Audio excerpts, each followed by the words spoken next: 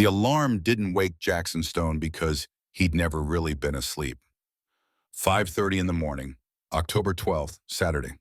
The kind of Arizona autumn day that started cold and ended hot, the kind that made your bones ache in the pre-dawn darkness before the sun remembered how to burn. Jackson sat on the edge of his bed in the apartment above the Iron Brotherhood clubhouse, staring at the laptop screen that had become his morning ritual for 8 years. The glow painted his face blue-white in the darkness. 51 years old, gray threading through the dark beard that reached mid-chest. Shoulders that had carried 26 years of Phoenix PD and another 5 years of trying to outrun the weight. The website loaded like it always loaded. National Center for Missing and Exploited Children. The database he'd memorized. The faces he couldn't forget. 47 missing children on the current list. He scrolled slowly. Boy age 6 missing from Tucson. Girl age 12 last seen in Albuquerque. Another boy, another girl, another city, another family with a hole where their child used to be. None of them were Bryn. Bryn Stone, daughter, 9 years old when someone took her from a Phoenix elementary school parking lot in March of 2016. Brown hair and 2 braids, gap-toothed smile, wearing a purple backpack with a unicorn patch she'd ironed on herself, gone. The case had stayed open for 18 months. Active investigation, then cold case, then just a number in a database that Jackson checked every single morning at 5:30, because what else was he supposed to do? Stop looking, stop hoping, stop being her father. He closed the laptop, stood, moved through the familiar routine of coffee and silence. The apartment was small, efficient, one room with a kitchenette, a bathroom with a shower that barely fit his frame, and a window that looked out over the parking lot where 15 Harleys sat in a neat row. The Iron Brotherhood MC, Northern Arizona chapter. He'd been president for 5 years. Before that, a member for 3. Before that, just a broken cop who'd retired early because he couldn't do the job anymore. Couldn't look at missing children cases. Couldn't pretend he had the distance, the objectivity, the professional detachment. Not when his own daughter's face stared back at him from those same databases. The coffee was bad. He drank it anyway. Stood at the window watching the sun come up over Flagstaff. October in northern Arizona meant the aspens were turning gold on the mountains. Meant the tourists were flooding in for fall colors and cool weather. Meant the roads were packed and the grocery stores were chaos. His phone buzzed. Text from Hammer the club VP. Truck ready, Jackson typed back. Still in shop. Transmission, another week. Grocery run on the bike then. You need backup. For Walmart, I'm good. He wasn't good. Hadn't been good in 8 years. But you learn to function. You learn to get up and make coffee and check the database and pretend that the hole in your chest wasn't still bleeding. The Harley started on the first kick. 1973 shovelhead. Rebuilt engine, custom paint job in Iron Brotherhood, colors matte black with steel gray accents. Loud enough to wake the dead. He'd owned it for 6 years. Wrote it like therapy because actual therapy, had stopped working after Bryn disappeared and his marriage collapsed and his wife left and he'd lost everything that mattered in the space of 2 years. The bike didn't judge. The bike just ran. He swung into the parking lot of the Walmart on East Route 66 at 9:15. Early for a Saturday. The lot was already half full. Families with kids, college students from Northern Arizona University loading up on ramen and energy drinks, retirees doing their weekly shopping. Jackson backed the Harley into a spot near the cart return. Good visibility. Muscle memory from 26 years of being a cop. Always park where you can see the exits. Always know who's around you. Always watch. The saddlebags held maybe 6 bags of groceries if he packed them right. Not ideal, but the truck was down and a man had to eat. He grabbed a cart and headed inside. Walmart on a Saturday morning was sensory overload. Fluorescent lights, screaming kids, tinny music from overhead speakers. The smell of fresh baked bread from the bakery mixing with the chemical tang of the cleaning products aisle. Jackson moved fast. Produce, meat, bread, coffee, the basics. He'd been doing this long enough to have a system. In and out in 20 minutes. He didn't browse. Didn't linger. Got what he needed and got gone. At the checkout, the cashier was a kid maybe 19. Nose ring, bored expression. She didn't look up when she scanned his items, didn't make small talk, just took his cash and gave him change, and he was fine with that. Outside, the sun had burned off the morning chill. It was 68 degrees and climbing. By afternoon, it would hit 80. Jackson loaded the saddlebags, milk and eggs in one, bread and coffee in the other. The rest he'd have to carry in a backpack he kept strapped to the sissy bar. He was reorganizing when he noticed them. White SUV, Toyota Highlander, California plates, pulling into a spot 3 spaces down from his bike. Driver's side door opened. Woman in her 30s, blonde hair that looked like it came from a bottle. 2 dark sunglasses, even though the sun wasn't that bright. Designer jeans, silk blouse, Gucci bag, the kind of outfit that was trying too hard to look effortless. She popped the back door, reached in, pulled out a boy.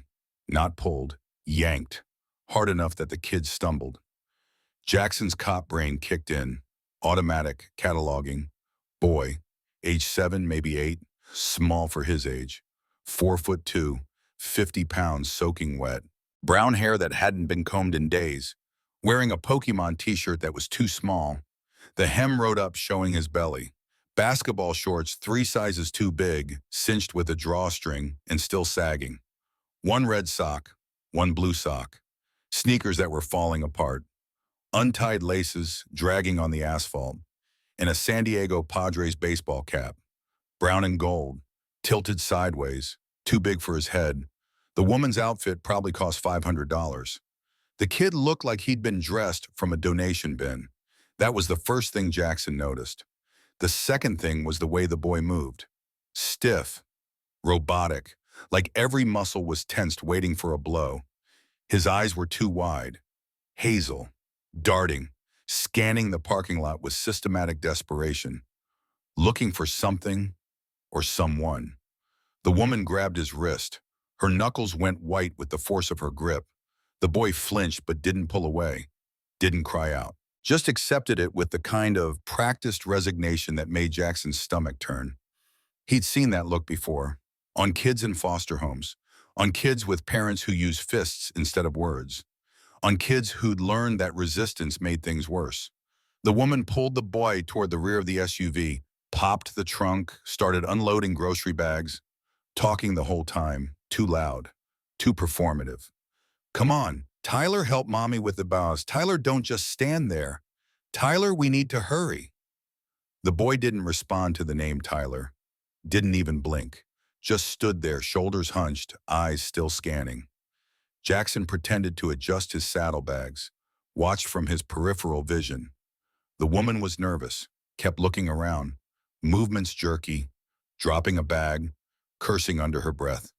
The boy stood very still, didn't help with the groceries, just stood there like a small statue, waiting. That was when Jackson saw it. The boy's eyes swept across the parking lot, left to right, systematic, like he was searching for something specific. They moved past an elderly couple loading their car, past a woman with 3 kids arguing over who got to sit in the front seat, past a teenager on his phone leaning against a pickup truck. Then the eyes reached Jackson and stopped. 3 seconds of eye contact. 3 seconds that felt like 30. The boy staring at this big man in leather and denim standing next to a Harley Davidson, processing, calculating. Then the boy's mouth moved, no sound, just lips forming words with exaggerated care. Slow, deliberate, making absolutely sure Jackson could read them. She's not my mom. Jackson's blood went cold. The boy mouthed it again, slower this time, each word distinct. She's not my mom. Then a third time, eyes locked on Jackson's, pleading without making a sound. She's not me mom. Every instinct Jackson had honed in 26 years of police work started screaming. The woman turned, saw the boy staring at a stranger. Her hand shot out, clamped on his shoulder hard enough to make him gasp, spun him around with enough force that he stumbled. Get in the car. Her voice was sharp, commanding, the kind of voice that expected immediate obedience. Now! The boy climbed into the back seat. No argument, no protest, just immediate compliance born from fear. The woman slammed the trunk, got behind the wheel, started the engine. Jackson stood frozen for one heartbeat, two, three. Then he moved, swung onto the Harley. Key in the ignition, engine roaring to life, loud, powerful. The kind of sound that turned heads 3 rows over. The white SUV pulled out of its space, headed toward the parking lot exit. The only exit. This Walmart had one entrance, one exit. Security design feature. Kept the flow organized. Jackson rode straight across 3 empty spaces, cut through the lane, pulled directly in front of the exit.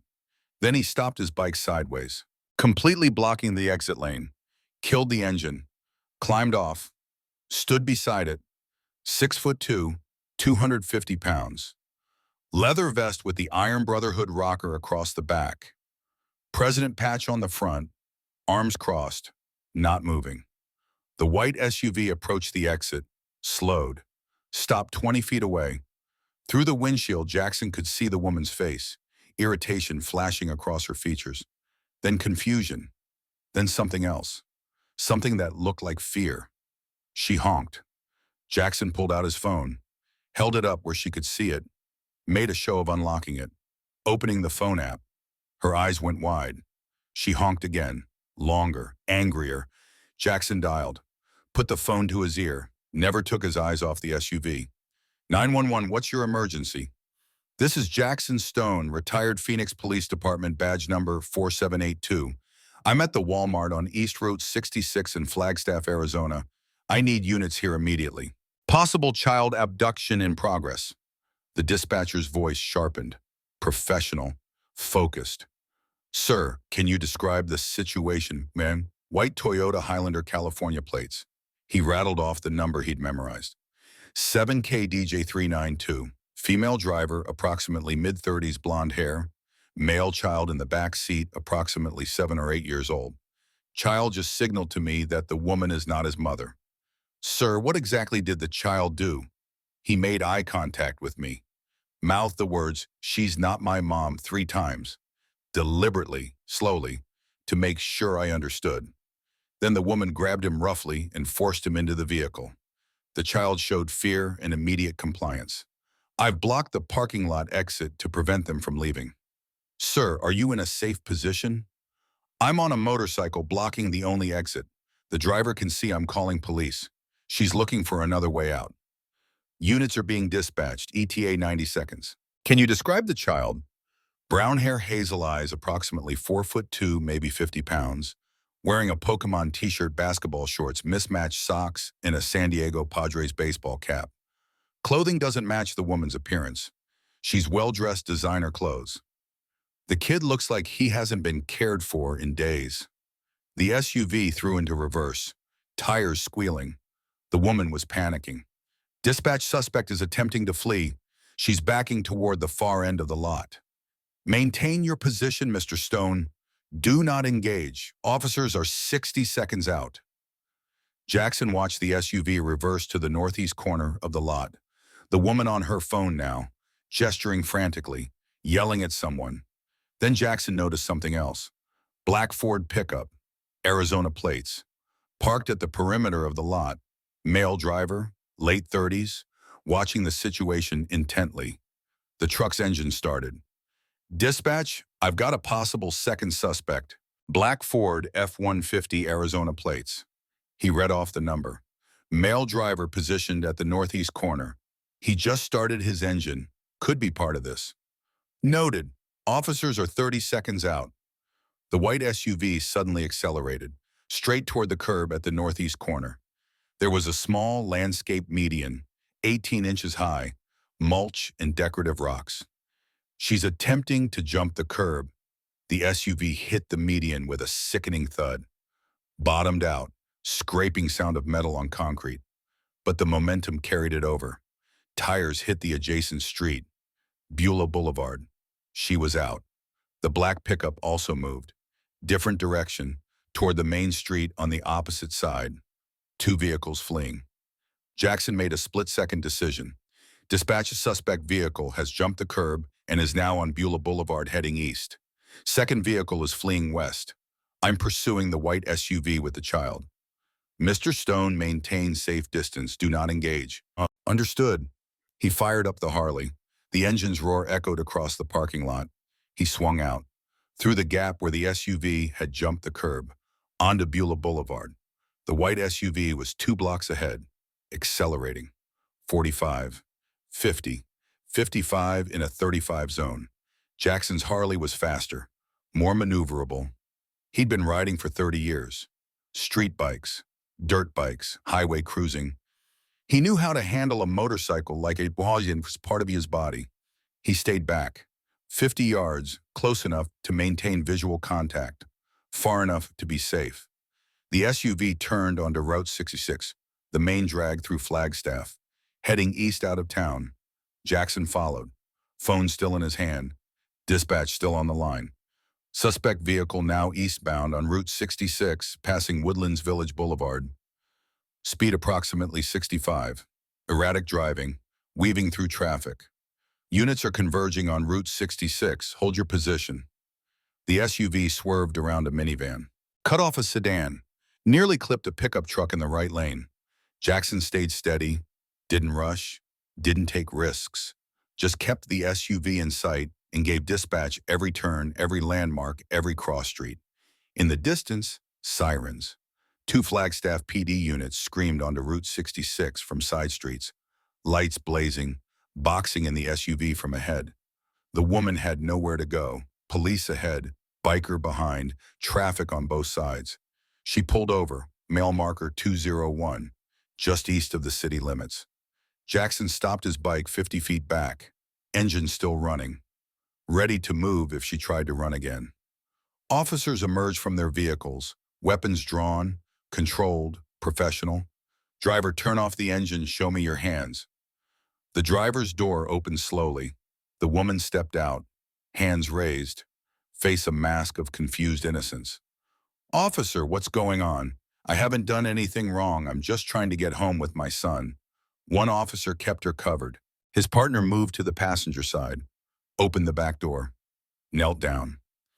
Jackson couldn't hear what the officer said, but he saw the boy's small form in the back seat, saw the way the kid's shoulders shook, saw the officer's body language change. Tension, recognition. Radio to his mouth. More units arrived within minutes. Unmarked sedan, detective badge clipped to the belt, woman in her early 40s, sharp eyes, no-nonsense expression. She approached Jackson while other officers detained the woman and secured the boy. Mr. Stone, I'm Detective Cassidy Reeves, Flagstaff PD. Dispatch said you reported the abduction. Jackson climbed off the Harley, pulled off his riding gloves. His hand. Yes, ma'am. Her handshake was firm, professional. Walk me through what you saw. He explained. The mismatched appearance, the boy's fearful body language, the desperate way he'd scanned the parking lot, the 3 words mouthed silently, the woman's rough handling, the immediate compliance that spoke of conditioning and fear. The kid made direct eye contact with me and told me, silently, 3 times, she's not my mom. I'm former Phoenix PD, 26 years, worked child abduction cases. That wasn't a custody dispute. That wasn't a kid being dramatic. That was genuine terror. Detective Reeves nodded, pulled out her phone, showed him a photo. Is this the child? Amber alert. Missing child. Cole Harrison, age 7. Brown hair, hazel eyes. Last seen Wednesday, October 9th. Balboa Park, San Diego, California. The photo showed a smiling boy in a school photo. Clean clothes, combed hair, happy. Nothing like the terrified child Jackson had seen in the Walmart parking lot. That's him, Jackson said, voice rough. How long has he been missing? 3 days, 72 hours. Detective Reeves looked toward the patrol car where officers were helping the boy out. Mr. Stone, your instincts were correct. That boy is Cole Harrison, 7 years old, reported missing from San Diego 3 days ago. The woman is Diane Winters. She's wanted in connection with his disappearance. Jackson felt something break loose in his chest. Relief, validation, grief for the 3 days this kid had been with his abductor. How is he, the boy? Scared, but physically unharmed as far as we can tell. Medics are checking him now, then we'll get him to the station for a proper exam and interview. Jackson nodded, couldn't speak, couldn't look away from the small figure being wrapped in a blanket by a paramedic 30 yards away. Mr. Stone, you potentially saved this child's life. He shook his head. I just paid attention. Most people don't. Most people look away, convince themselves it's not their business. Detective Reeves paused. We'll need your full statement. Can you come to the station? Yeah, of course. One more thing. She glanced at her phone. Text message. Cole is asking if he can meet you. Says he wants to thank the man who saw him. Jackson's throat went tight. I'd be honored. The convoy back to the police station was surreal. 3 patrol cars, Detective Reeves's unmarked sedan, Jackson on his Harley bringing up the rear. In one of those patrol cars, a 7-year-old boy who'd spent 3 days in hell was finally heading somewhere safe because he'd been brave enough to ask for help and because one person had been paying enough attention to see. 3 days earlier, Wednesday, October 9th, San Diego, California. Balboa Park was the kind of place families went on perfect autumn afternoons. Playgrounds, open green spaces, the Museum of Natural History, the San Diego Zoo just across the bridge. It was safe, family-friendly, the kind of place where kids played and parents sat on benches scrolling through their phones without worry. Cole Harrison loved the playground at Balboa Park, 7 years old, second grade at Seaside Elementary, obsessed with dinosaurs and Lego sets, and the way his shoes lit up when he stomped really hard. Wednesday was their day. Mom picked him up from school at 3:15. They'd drive to the park. Cole would play for an hour. Mom would sit on the bench grading charts from the hospital where she worked as a pediatric nurse. It was routine, safe, predictable. 4:27 p.m. Cole at the water fountain, bending down to drink. The water was cold and tasted like metal, but he was thirsty from running around the play structure. Hi, Cole. He looked up. Woman, blonde hair, sunglasses, smiling. He knew her. Miss Diane, from after-school program. She'd helped with homework from January through June. Always nice, always patient. She'd let him draw dinosaurs when his math was done. Remember me, Miss Diane? Hi, Miss Diane. Cole wiped his mouth. I haven't seen you since school ended. I know, sweetie. I've missed you. She knelt down to his level. Cole, your mom asked me to pick you up. She had an emergency at the hospital. Someone got really hurt, and they needed her right away. Cole frowned, but Mom's right there. He pointed to the bench where his mom had been sitting. Diane glanced over, shook her head. Oh, sweetie, that's not your mom. That woman is waiting for her own child. Your real mom is at the hospital. She called me to come get you because she trusts me. Cole's 7-year-old brain stumbled. Miss Diane sounded so sure, so certain, and the woman on the bench had turned away, was on her phone. Maybe it wasn't his mom. We need to hurry, Cole. Your mom is very worried. She wants you to come to the hospital so she can make sure you're okay. Something felt wrong, but Miss Diane was looking at him with such concern, such urgency, and she'd always been nice to him. She'd helped him with fractions. She'd given him stickers when he did good work. Okay, Cole said quietly. They walked to the parking lot. White SUV. Miss Diane opened the back door. Hop in, sweetie. Cole climbed in, buckled his seatbelt like he always did. The door closed. The engine started. 4:31 p.m. They pulled out of the parking lot. 4:35 p.m. Olivia Harrison looked up from her phone, realized she couldn't see Cole on the playground. Stood up, started walking, calling his name. 4:37 p.m. Olivia running, screaming, dialing 911 with shaking hands. 4:39 p.m. Park security, police dispatch, Amber Alert activation protocols. 5:15 p.m. Amber Alert issued statewide. Cole Harrison, age 7, 4'2", 52 pounds, brown hair, hazel eyes, wearing red t-shirt, blue jeans, light-up sneakers. Last seen Balboa Park, San Diego. Suspect white female 30s, blonde hair, white SUV. Witness reported woman called child by name. Police theory acquaintance abduction. Olivia and Gabriel Harrison spent Wednesday night in a police station. Then a hotel room they couldn't afford because they couldn't go home to the empty house. Thursday searching, following up tips, calling everyone who'd ever met their son. Friday more of the same, hope fading with every hour. Saturday morning, 72 hours since Cole disappeared. Statistics said after 72 hours the odds dropped. Way down. Olivia and Gabriel were in their car, driving north, following a tip that had come in overnight.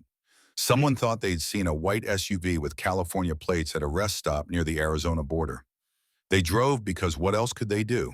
Sit at home and wait for the phone to ring. They drove because their son was out there somewhere, scared, calling for them. And they couldn't hear him. Flagstaff Police Station, interview room C, 4:30 p.m. Jackson sat across the table from Detective Cassidy Reeves, giving his formal statement. Everything he'd seen, timed, detailed. The kind of statement he'd given 1,000 times when he was on the job. But this time he was the witness, not the investigator. The boy's appearance didn't match the woman's, Jackson said. She was dressed like she had money. Designer jeans, expensive bag. The kid looked like he'd been dressed from whatever was handy. Mismatched socks, shirt too small, shorts too big. It didn't make sense. Cassidy nodded, taking notes. What else made you suspicious? His body language, rigid, tense, like he was waiting for something bad to happen. And the way he scanned the parking lot, it wasn't casual, it was systematic, desperate. He was looking for help. When he mouthed the words to you, how certain were you of what he said? Completely certain. He locked eyes with me, mouthed, "She's not my mom," 3 times, lowly, carefully, making absolutely sure I could read his lips. That wasn't ambiguous. That wasn't a maybe. That was a child in danger communicating the only way he could. Why do you think he chose you specifically? Jackson paused. Thought about that. I don't know. Maybe because I was watching. Maybe because I looked like someone who might help. Or maybe just because I was there and he was running out of options. Had you noticed anyone else in the parking lot paying attention to them? No, everyone was focused on their own business. Loading groceries, wrangling kids, looking at phones. Nobody was watching. Except you. Except me. Cassidy closed her notebook.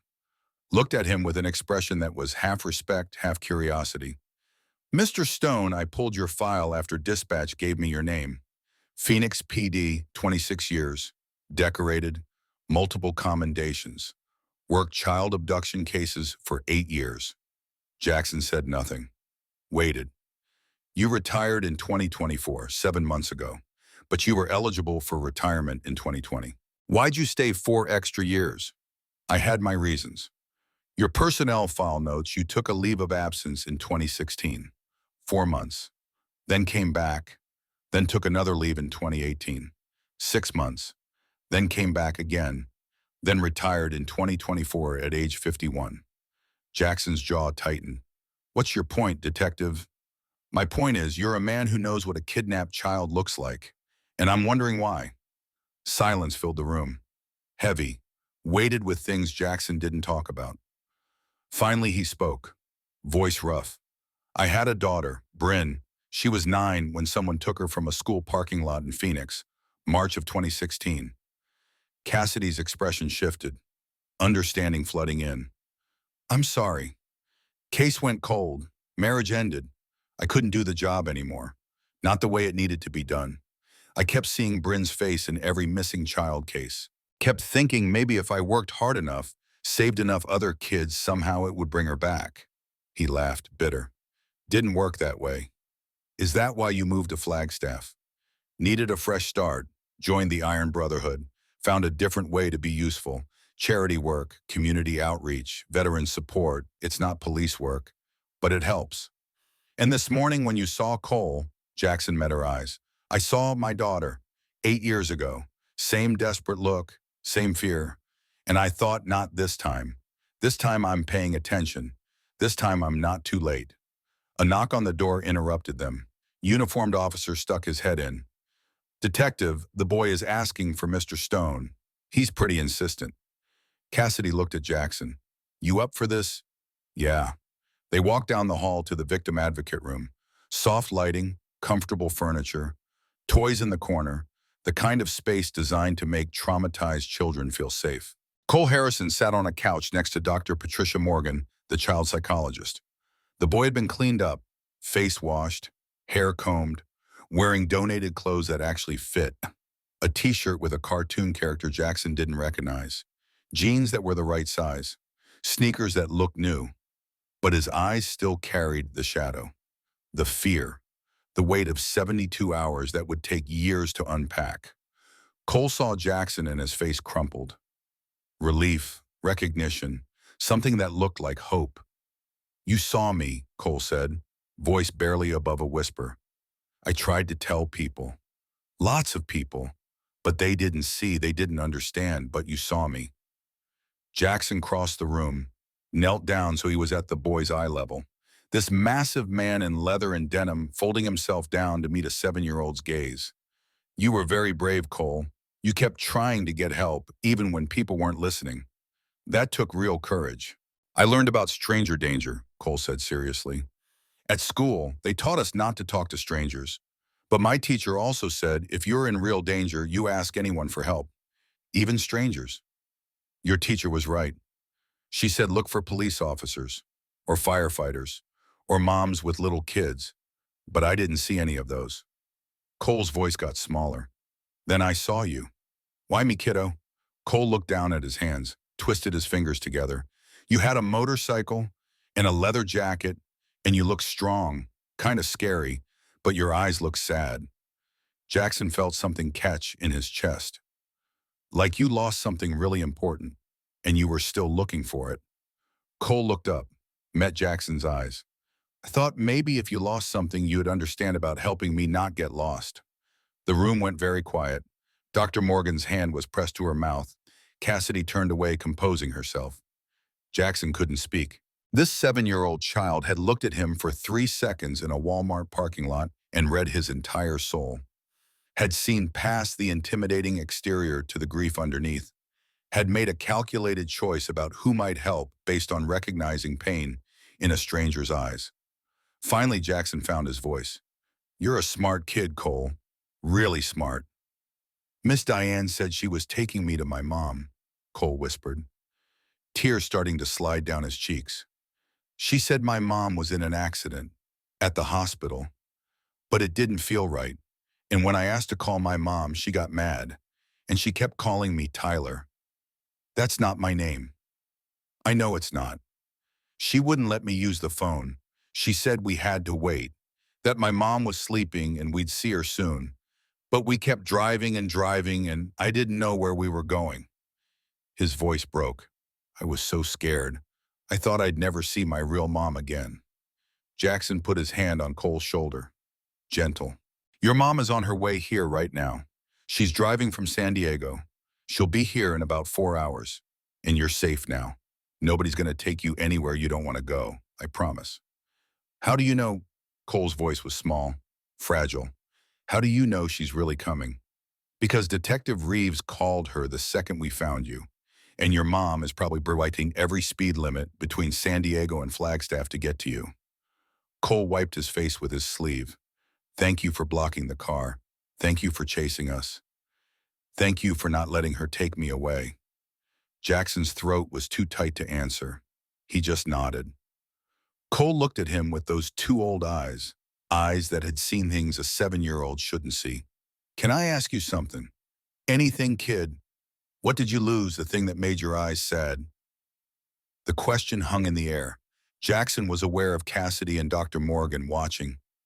Waiting, he made a choice, to be honest, to give this brave kid the truth. "I had a daughter," Jackson said quietly. "Her name was Bryn. She was 9 years old when someone took her. That was 8 years ago, and I never found her." Cole's eyes went wide. "She's still lost." "Yeah, kiddo, she's still lost. That's why you helped me, because you couldn't help her." "Maybe. Yeah, maybe that's exactly why." Cole processed that, then did something that broke every heart in the room. He reached out and hugged Jackson. This small boy wrapping his arms around this massive biker's neck and holding on tight. "I'm sorry you lost your daughter," Cole whispered. "But I'm glad you were there today. I'm glad you saw me." Jackson hugged him back, careful, gentle. Me too, Cole. Me too. When they pulled apart, Cole asked, will I get to see you again after my mom takes me home? If your parents are okay with it, yeah, I'd like that. I want to show you my dinosaur collection. I have 43 dinosaurs, and I know all their names, even the hard ones. I'd love to see them. And can I see your motorcycle again? Jackson smiled, first real smile in longer than he could remember. Yeah, kid, you can see the motorcycle. They left Cole with Dr. Morgan, walked back to the interview room in silence. Cassidy spoke first. You didn't have to tell him about your daughter. He asked, and he deserved the truth. That kid read me like a book, figured out why I helped just by looking at my eyes. You don't lie to someone that perceptive. He's remarkable. The emotional intelligence, the ability to assess who might help and who to avoid. Most 7-year-olds couldn't do that. Most 7-year-olds haven't had to learn how to survive by reading adult faces. What do you mean? Jackson leaned against the wall. Tired. Kids who grow up in stable homes don't develop those skills. But kids who have to navigate unpredictable adults' dangerous situations, they learn fast. They learn to read micro-expressions, body language, tone of voice. It's a survival mechanism. You think Cole's been in danger before? I think he spent 3 days with an unstable adult and learned real quick how to navigate her moods. And I think whatever happened during those 3 days taught him to trust his instincts and ask for help when he needed it. Cassidy nodded slowly. We'll know more after the full interview. But you're probably right. They stood in silence for a moment. Then Cassidy said, the parents will be here around 7:30. You planning to stick around? Yeah, I want to make sure Cole's okay. Make sure the reunion goes smoothly. It will. We do these all the time. Parents are always overwhelmed. Lots of crying, lots of hugging. Very emotional. Good emotional or bad emotional? Good, relief, joy, the kind of tears that mean everything's going to be okay. Jackson nodded, didn't trust himself to speak. Because 8 years ago, he'd never gotten that reunion. Never gotten those tears. Never gotten to hold his daughter and tell her everything was going to be okay. But tonight, Cole Harrison would get that moment, and Jackson would be there to witness it. Because sometimes you couldn't save the one you loved, but you could save someone else's child.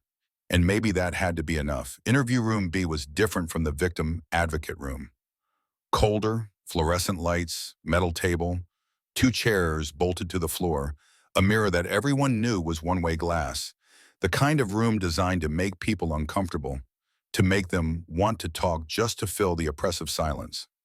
Diane Winters sat in one of those chairs, handcuffed, still wearing the designer jeans and silk blouse from the Walmart parking lot, still wearing the sunglasses even though she was indoors, like the costume would protect her if she just kept wearing it. Detective Cassidy Reeves sat across from her, patient, calm, the kind of calm that came from 17 years of interviewing people who lied for a living. Jackson watched from behind the one-way glass, arms crossed, every muscle in his body tight with controlled rage. Beside him stood Officer Frank Martinez, late 20s, fresh face. He'd been the one to secure Cole at the scene. Good kid, thorough. She's been playing the confused victim for 40 minutes, Martinez said quietly. Detectives letting her dig the hole deeper before she drops the evidence. On the other side of the glass, Diane was crying. Perfect tears sliding down her cheeks. Not the ugly crying of real emotion. The pretty crying of someone who'd practiced in a mirror. I don't understand what's happening, Diane said, voice trembling. Cole is my friend. I was helping him. His mother called me. There must be some terrible misunderstanding. Cassidy's expression didn't change. Ms. Winters, when exactly did Olivia Harrison call you to pick up Cole? Wednesday, around 4. She said there was an emergency at the hospital. Someone was badly hurt and they needed her expertise. She asked if I could get Cole from the park. Show me the call on your phone. Diane hesitated. Just a fraction of a second. But Jackson caught it. Cassidy caught it. I don't have that phone anymore. I lost it. When did you lose it? Thursday, I think. Or maybe Friday. I've been so stressed. Everything's been such a blur. Convenient. Cassidy pulled out a folder. Opened it. Ms. Winters, we executed a search warrant on your apartment in Tempe this afternoon. Would you like to know what we found? Diane's face went very still. Cassidy pulled out a spiral-bound journal. Purple cover, the kind teenage girls use for diaries. She opened it to a marked page. Started reading. February 4th, 2024. Cole smiled at me today during math homework. He has the sweetest smile, like sunshine. I think he knows we have a special connection. Diane's lawyer, a public defender who'd shown up 20 minutes ago looking exhausted, put his hand on her arm. You don't have to respond. Cassidy kept reading. March 18th. Cole's mother picked him up late again. She's always on her phone, always distracted. She doesn't appreciate what she has. I would never take Cole for granted. That's out of context, Diane said, voice sharp now, the tears stopping like someone had flipped a switch. April 22nd. I love watching Cole play. He's so innocent, so pure. He deserves better than the life he has. He deserves a mother who puts him first. Jackson's hands clenched into fists. May 9th. Only one more month until the program ends. They're taking him away from me. I can't let that happen. I won't. Cassidy looked up. June 14th. Last day of the program. I told Cole I'd see him soon. He said okay, but he looked sad. I think he knows we belong together. I think he feels it too. I was a volunteer, Diane said. I cared about the children. That's what volunteers do. They care. July 3rd, I drove by Cole's school today just to see him, just for a minute. He was on the playground, so happy, so beautiful. Someday he'll understand why I had to watch over him. The lawyer shifted uncomfortably. August 7th. I know his schedule now. Wednesdays he goes to the park, Fridays to the library. Saturdays his dad takes him to soccer. I like Wednesdays best. The park is open. Easy to watch from a distance. Cassidy turned the page. September 23rd. I started making plans. A place where we can be safe, where no one will find us, where we can be the family we're meant to be. October 8th. Cassidy's voice went harder. The day before you took him. Tomorrow I bring him home. Tomorrow our real life starts. Cole will understand eventually. He'll see that I saved him, that I gave him the mother he deserves. Diane was breathing hard now, the mask cracking. Ms. Winters, this isn't a misunderstanding. This is premeditated kidnapping. You stalked a 7-year-old child for 9 months. You documented your obsession. You planned his abduction, and you executed that plan on October 9th when you took him from Balboa Park. I saved him. Diane's voice rose, sharp, desperate. You don't understand. His mother doesn't deserve him. She's always working, always distracted. I would give Cole everything: a real home, a real mother, someone who actually sees him. Cole has a real mother, Olivia Harrison, the woman you impersonated when you told him she was in the hospital. She doesn't appreciate him. I watched her. She sits on her phone while he plays. She doesn't pay attention. She doesn't see how special he is. So you decided he should be yours. He is mine. I felt it the first day I met him. Some connections are meant to be. Some children are meant for different mothers than the ones who birthed them. The lawyer was trying to get Diane to stop talking. She ignored him. I gave him 6 months to realize it. 6 months of helping him, teaching him, showing him what a real mother's love looks like. And then they took me away. Ended the program, separated us. So you took him back. I rescued Tom. I was taking him somewhere safe, somewhere we could start over, somewhere we could be a real family. Cassidy let the words hang in the air, let Diane's confession echo in the small room. Then she pulled out another document. Tell me about Marcus Webb. Diane's face changed, fear flashing across it. Real fear. I don't know what you mean. Your boyfriend lives with you in Tempe, registered owner of a black Ford F-150, Arizona plate 4TGH921. The same truck that was at the Walmart parking lot this morning, watching while you loaded Cole into your SUV. Silence. Marcus fled when Mr. Stone blocked the exit. Where is he, Miss Winters? I don't know. What was his role in taking Cole? He didn't have a role. This was my plan, mine. Your phone records show 17 calls to Marcus's number between Wednesday afternoon and Saturday morning. What were you calling him about? Diane's lawyer leaned in, whispered something. She shook her head. Ms. Winters, if Marcus Webb was involved in this abduction, if he had any contact with Cole, if he poses any threat to that child, you need to tell us now. He wouldn't hurt Cole. Marcus wouldn't hurt anyone. Then where is he? I don't know. Tears again, real ones this time. He was supposed to help me. He said he understood. He said we'd all be a family. But then when that biker blocked us when the police came, Marcus just left. He just drove away. What was the plan, Diane? Where were you taking Cole? Long silence. Then quietly, Marcus has a cabin in Utah, near Moab. We were going to go there. Hide until things calmed down. Then we'd start over with new names. New life, just the three of us. You, Marcus, and Cole. Yes. As a family. Yes. With fake IDs, new identities. Diane nodded. Cassidy pulled out photographs, spread them on the table. These were in your apartment. Driver's license, birth certificate, social security card, all fake. All showing a woman named Diane Taylor and a boy named Tyler Taylor. Mother and son, different last name than Harrison, different first name for Cole. You were going to erase him, Cassidy said. Take a 7-year-old child and erase his entire identity, his real name, his real family, his entire past. I was giving him a better future. You were destroying his life. I was saving him. Diane's voice broke. You don't understand. I've loved him since the day I met him. That kind of love doesn't just go away because some bureaucrat ends a volunteer program. He needed me. He needs me. Cole has never needed you. Cole has a mother and father who love him, who have been searching for him for 3 days, who thought they'd never see him again. They don't love him like I do. You're right. They don't love him like you do, Bo, because what you feel isn't love. It's obsession. It's possession. It's a delusion that led you to commit a felony. Diane slumped in her chair, the performance finally over, the mask finally broken. Where is Marcus Webb going? Cassidy asked again. I don't know. He has family in Nevada, friends in New Mexico. He could be anywhere.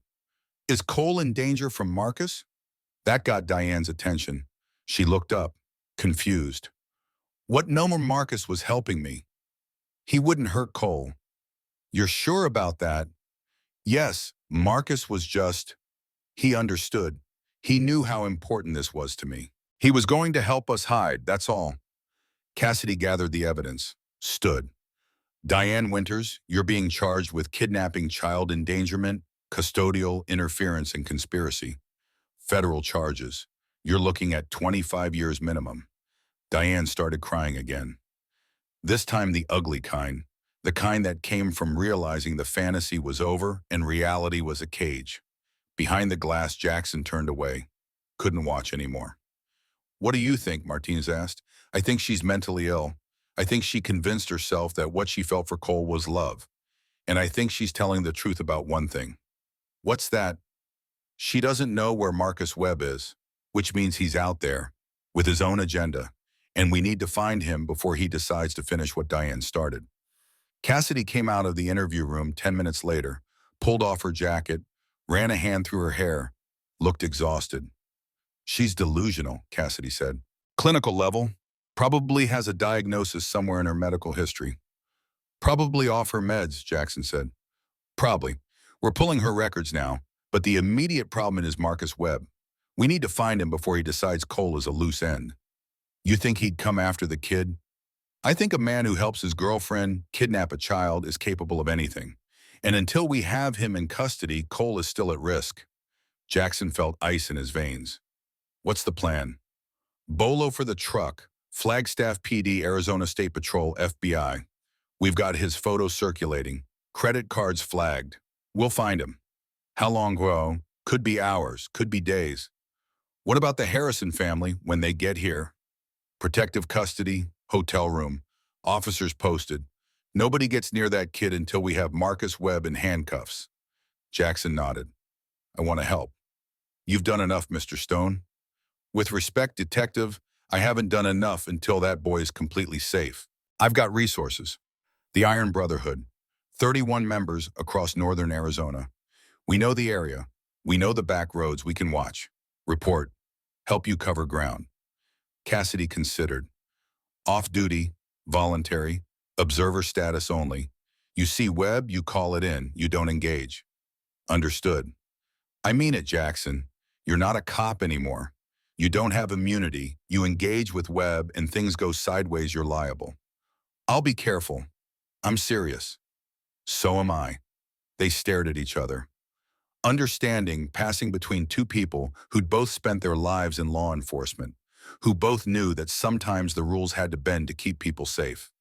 Okay, Cassidy said finally. Get your people mobilized, eyes only. Marcus Webb is considered armed and dangerous. Black Ford F-150, Arizona plates. Last seen fleeing Walmart at approximately 3 p.m. We're on it, 7:15 p.m. The sun had set an hour ago. October in Flagstaff meant darkness came early and cold came with it. Temperature had dropped from 80 degrees to 52 in 3 hours. Jackson stood outside the police station, phone to his ear, calling in favors. Hammer, it's Reaper. I need eyes open protocol activated. Leonard Hammer Cross was 52, vice president of the Iron Brotherhood, former Army Ranger, man of few words and decisive action. Talk to me, Jackson explained. The rescue, Cole, Diane Winters, Marcus Webb still at large. The need for coverage across northern Arizona. How many bodies you need? Everyone who can ride. Webb could be heading to Nevada, New Mexico, Utah, could be hiding local. We need eyes on highways, truck stops, gas stations, anywhere he might surface. Give me an hour. I'll have 31 bikes on the road. Thanks, Hammer. Kid okay. Scared, but alive. Parents are driving up from San Diego. Should be here by 7:30. You staying with the family? Yeah, until Webb is caught. Good, that's good, Reaper. Proud of you. Jackson's throat tightened. Just doing what needed doing. Most people don't. You did. That matters. They hung up. Jackson made 3 more calls. Chapter members in Sedona, Prescott, Williams. Within 90 minutes, Iron Brotherhood riders would be watching every major route out of Flagstaff. Not vigilantes, observers, but present, visible, making it harder for Marcus Webb to move without being seen. Inside the station, Cole sat in the victim advocate room, still with Dr. Morgan, still waiting for his parents. He'd eaten dinner, chicken nuggets and fries from the diner next door, drank 2 juice boxes, finally looked like a normal 7-year-old instead of a terrified hostage. But every few minutes he'd look at the door, waiting. How much longer? Cole asked Dr. Morgan. Your parents should be here any minute, sweetheart. What if they don't come? What if something happened? Nothing happened. Detective Reeves talked to your mom 20 minutes ago. They're almost here. What if Miss Diane escapes? What if she comes back? She can't escape, Cole. She's in a jail cell with guards. She can't get to you. But what about Marcus? Dr. Morgan went very still. What about Marcus? Miss Diane's boyfriend. He was there at the Walmart. I saw his truck. You saw Marcus Webb at the Walmart. Cole nodded. He was in the black truck, the one that was parked far away. Miss Diane called him on the phone when the motorcycle man blocked us. She was yelling at him, saying he was supposed to help, but he just drove away. Dr. Morgan pressed the call button on her tray. Detective Reeves, I need you in the advocate room. Now. Cassidy arrived in 30 seconds, knelt beside Cole. Cole, honey, tell me about Marcus. When did you first see him? Wednesday, when Miss Diane picked me up from the park. He was waiting in the truck. She put me in her car, but he followed us. Did he talk to you? No, he just drove behind us, all the way to Arizona. When we stopped for gas, he stayed in the truck. Miss Diane said not to look at him, said he was helping keep us safe. Did he ever hurt you? No, he just watched. When was the last time you saw him? Today, at Walmart. His truck was parked on the other side. Miss Diane kept looking at it. Then when the motorcycle man blocked us, she called Marcus. I could hear her yelling, "Why aren't you helping? You're supposed to help me." But Marcus just left. Cassidy looked at Dr. Morgan, mouthed 2 words, he's hunting. Jackson was back in the observation room when Cassidy briefed him. Marcus Webb didn't just help Diane. He followed them the entire way. 3 days, San Diego to Flagstaff, 400 miles, staying close but separate. Why? Because if Diane got caught, he wanted to be free to act. He was backup, insurance, a second layer. Or he was waiting for his opportunity. Cassidy nodded grimly. I don't think Marcus was helping Diane out of love. I think he was using her to get access to Cole. And now that Diane's arrested, he's still out there, still invested in whatever his plan was. What plan? I don't know, but a man who stalks a kidnapped child for 3 days without ever making direct contact, that's not protective. That's predatory. Jackson felt rage building, the kind that came from understanding just how close Cole had been to something worse than Diane's delusion. We need to find him. Now. Already working it, FBI's involved.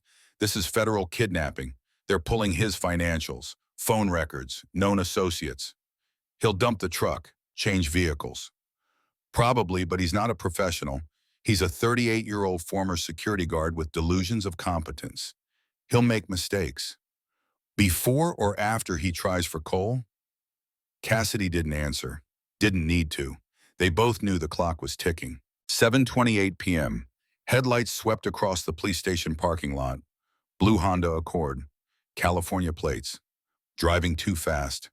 Braking too hard. Parking crooked across 2 spaces. The driver's door flew open. Woman in her mid-30s. Dark hair pulled back in a messy ponytail. Jeans and a sweatshirt. No makeup. Eyes red from 3 days of crying. Olivia Harrison. Passenger side. Man, late 30s. Taller. Exhausted. Gabriel Harrison. They ran toward the station entrance. Not walked. Ran. Like every second between them and their son was unbearable. Jackson watched from the window. Felt his chest tighten. This was the moment he'd never gotten. The reunion. The relief, the end of the nightmare. Cassidy met them at the door. Mr. and Mrs. Harrison, I'm Detective Cassidy Reeves. Welcome to Flagstaff. Where's Cole? Olivia's voice was shaking. Where's my son? He's safe. He's inside. He's been asking for you. Is he hurt? Is he okay? What did she do to him? He's physically unharmed, scared but safe. Dr. Morgan, our child psychologist, has been with him since we brought him in. I need to see him. Now, please. Cassidy led them inside, down the hallway, to the victim advocate room. She opened the door. Cole was sitting on the couch. Watching a cartoon on the TV Dr. Morgan had turned on to distract him. He looked up when the door opened, saw his mother. The cartoon was forgotten. The juice box in his hand fell to the floor. Mama. He ran, this small boy in borrowed clothes flying across the room like he'd been launched from a cannon. Olivia dropped to her knees, caught him, wrapped her arms around him so tight it had to hurt, buried her face in his hair, both of them sobbing. Gabriel knelt behind them, arms around both, family united. For long minutes, no one spoke, no one moved, just held each other while 3 days of terror bled out in tears. Jackson watched from the hallway, couldn't look away, couldn't breathe. This was what it was supposed to look like. This was what he'd never gotten. Beside him, Cassidy wiped her eyes.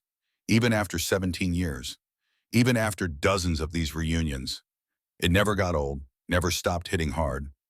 Finally, Olivia pulled back, cupped Cole's face in her hands, looked at him like she was memorizing every detail. Are you okay? Did she hurt you, baby? Talk to me. I'm okay, Mama. I'm okay. I was so scared, but I'm okay now. I'm so sorry. I'm so sorry I didn't see. I'm so sorry she took you. It's not your fault, Mama. Miss Diane tricked me. She said you were hurt. She said you needed me. I'm not hurt. I'm fine. And you're never leaving my sight again. Never. Do you understand? Cole nodded, then looked past his mother. Mama, there's someone I want you to meet. He turned, saw Jackson standing in the doorway. That's the man who saved me. That's Mr. Stone. Olivia stood slowly, looked at this massive biker, this stranger who'd given her son back. She walked over, stopped in front of him. For a moment, they just looked at each other. Mother whose child had been returned. Man whose child never came home. Then Olivia pulled Jackson into a hug. This woman he'd never met, holding him like he was family. Thank you, she whispered. My baby was missing for 3 days. 72 hours. Every second I thought I'd lost him forever. You gave him back to me. How do I thank someone for that? Jackson's voice was rough. You don't need to thank me, ma'am. You just hold him tight. Gabriel stepped forward, extended his hand. Mr. Stone, I'm Gabriel Harrison, Cole's father. We owe you everything. Jackson shook his hand. You don't owe me anything. Just keep him safe. Can I show them the motorcycle? Cole asked, tugging on Jackson's vest. Can I show Mama and Dad? Olivia laughed, watery. You want to show us a motorcycle after everything that's happened? That's what you want to show us. It's not just any motorcycle, Mama. It's the bike Mr. Stone used to block the exit, so Miss Diane couldn't leave. It's so cool. Gabriel looked at Jackson. Is that okay? Yeah, of course. Outside in the parking lot, cool October air, stars overhead. Jackson's Harley sat where he had left it, matte black and steel gray, chrome gleaming under the streetlights. Cole approached it like it was sacred. Can I touch it? You can sit on it if you want. Cole's eyes went huge. He looked at his parents. Both nodded. Jackson lifted Cole onto the seat. The boy's feet didn't reach the pegs. His hands barely wrapped around the grips, but his face lit up with pure joy. When I grow up, I'm going to have a motorcycle like this, Cole announced, and I'm going to help people, like Mr. Stone did. That sounds like a good plan, Olivia said, voice thick with emotion. They took a photo. Cole on the bike, Jackson standing beside him, Gabriel holding his phone, capturing the moment. Then Cassidy came outside, expression serious. Mr. and Mrs. Harrison, we need to talk about security. They went back inside. Conference room this time. Cassidy laid out the situation. Marcus Webb, still at large, possibly dangerous. Protective custody recommended until he was apprehended. You're saying Cole is still in danger. Gabriel's voice was tight. We don't know, but until we have Webb in custody, we're not taking chances. What do you recommend? We've arranged a hotel room, Radisson Flagstaff, 3rd floor, officers posted outside. You stay there until we catch Webb. How long will that take? We're hoping 24 to 48 hours. We have every agency looking. He can't hide forever. Can we go home? Olivia asked. Back to San Diego. We'd prefer you stay local until after Webb is caught. We may need Cole for identification. And if Webb is tracking your movements, putting distance between you and law enforcement protection isn't advisable. Gabriel looked at his wife. Silent communication. Years of marriage condensed into a glance. Okay, Gabriel said. We'll stay. Whatever keeps Cole safe. There's one more thing, Cassidy said. Mr. Stone has offered to provide additional security through the Iron Brotherhood MC. Off-duty, voluntary, extra eyes and presence. Olivia looked at Jackson. You'd do that? Yes, ma'am. Why? The question hung in the air. Jackson could have given a dozen answers. Because it was the right thing to do. Because Cole deserved protection. Because Marcus Webb needed to be caught. But he gave the truth. Because 8 years ago, someone took my daughter and I never found her. And I'll be damned if I let someone hurt Cole after we just got him home. Olivia's eyes filled with tears. Mr. Stone, I'm so sorry. Don't be, just let me help. Okay, yes, thank you. The Radisson Hotel was 10 minutes from the police station, 3rd floor, room 347, corner unit with good sightlines. 2 Flagstaff PD officers posted in the hallway. Young guys, alert, armed. Jackson sat in the lobby, leather vest traded for a regular jacket to be less conspicuous. Harley parked where he could see it from the window. His phone buzzed, text from Hammer, 31 riders deployed, covering I-40 east and west, 89A south, 180 north. No sightings yet. Jackson texted back, keep watching, Webb has to surface eventually. Upstairs in room 347, the Harrison family was trying to settle. 2 queen beds. Cole insisted on sleeping between his parents. Olivia and Gabriel didn't argue. But Cole couldn't sleep. Every sound in the hallway made him jump. Every shadow on the wall made him afraid. At 11 p.m., Olivia called the lobby. Is Mr. Stone still there? Yes, ma'am. Could you ask him to come up? Cole is asking for him. Jackson took the stairs, knocked on the door. Gabriel opened it. "Sorry to bother you," Gabriel said, "but Cole can't settle. He keeps asking if you're really here, if you're really watching." Jackson stepped inside. Cole sat up in the bed between his parents, small face pale, eyes too wide. "Mr. Stone, are you leaving?" "Not until Marcus Webb is caught, kiddo. I'm staying right downstairs, and there are police officers right outside your door. You're safe. But what if he comes? What if he gets past the police?" Jackson knelt beside the bed. "Then he has to get past me. And I promise you, Cole, that's not going to happen." "How do you know?" "Because I've been keeping people safe for 30 years. Cops, Marines, brothers, and nobody gets to the people I'm protecting. Nobody."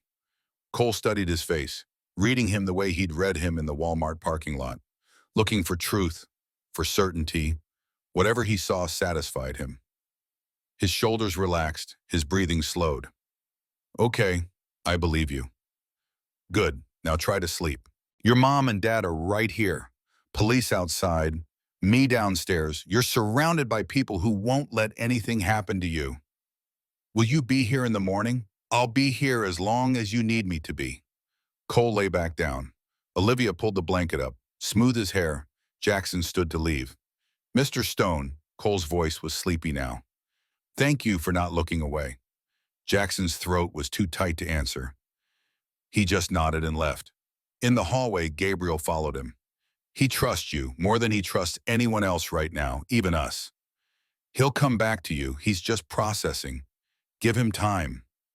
"Can I ask you something?" "Sure. Your daughter, the one who was taken, do you still look for her?"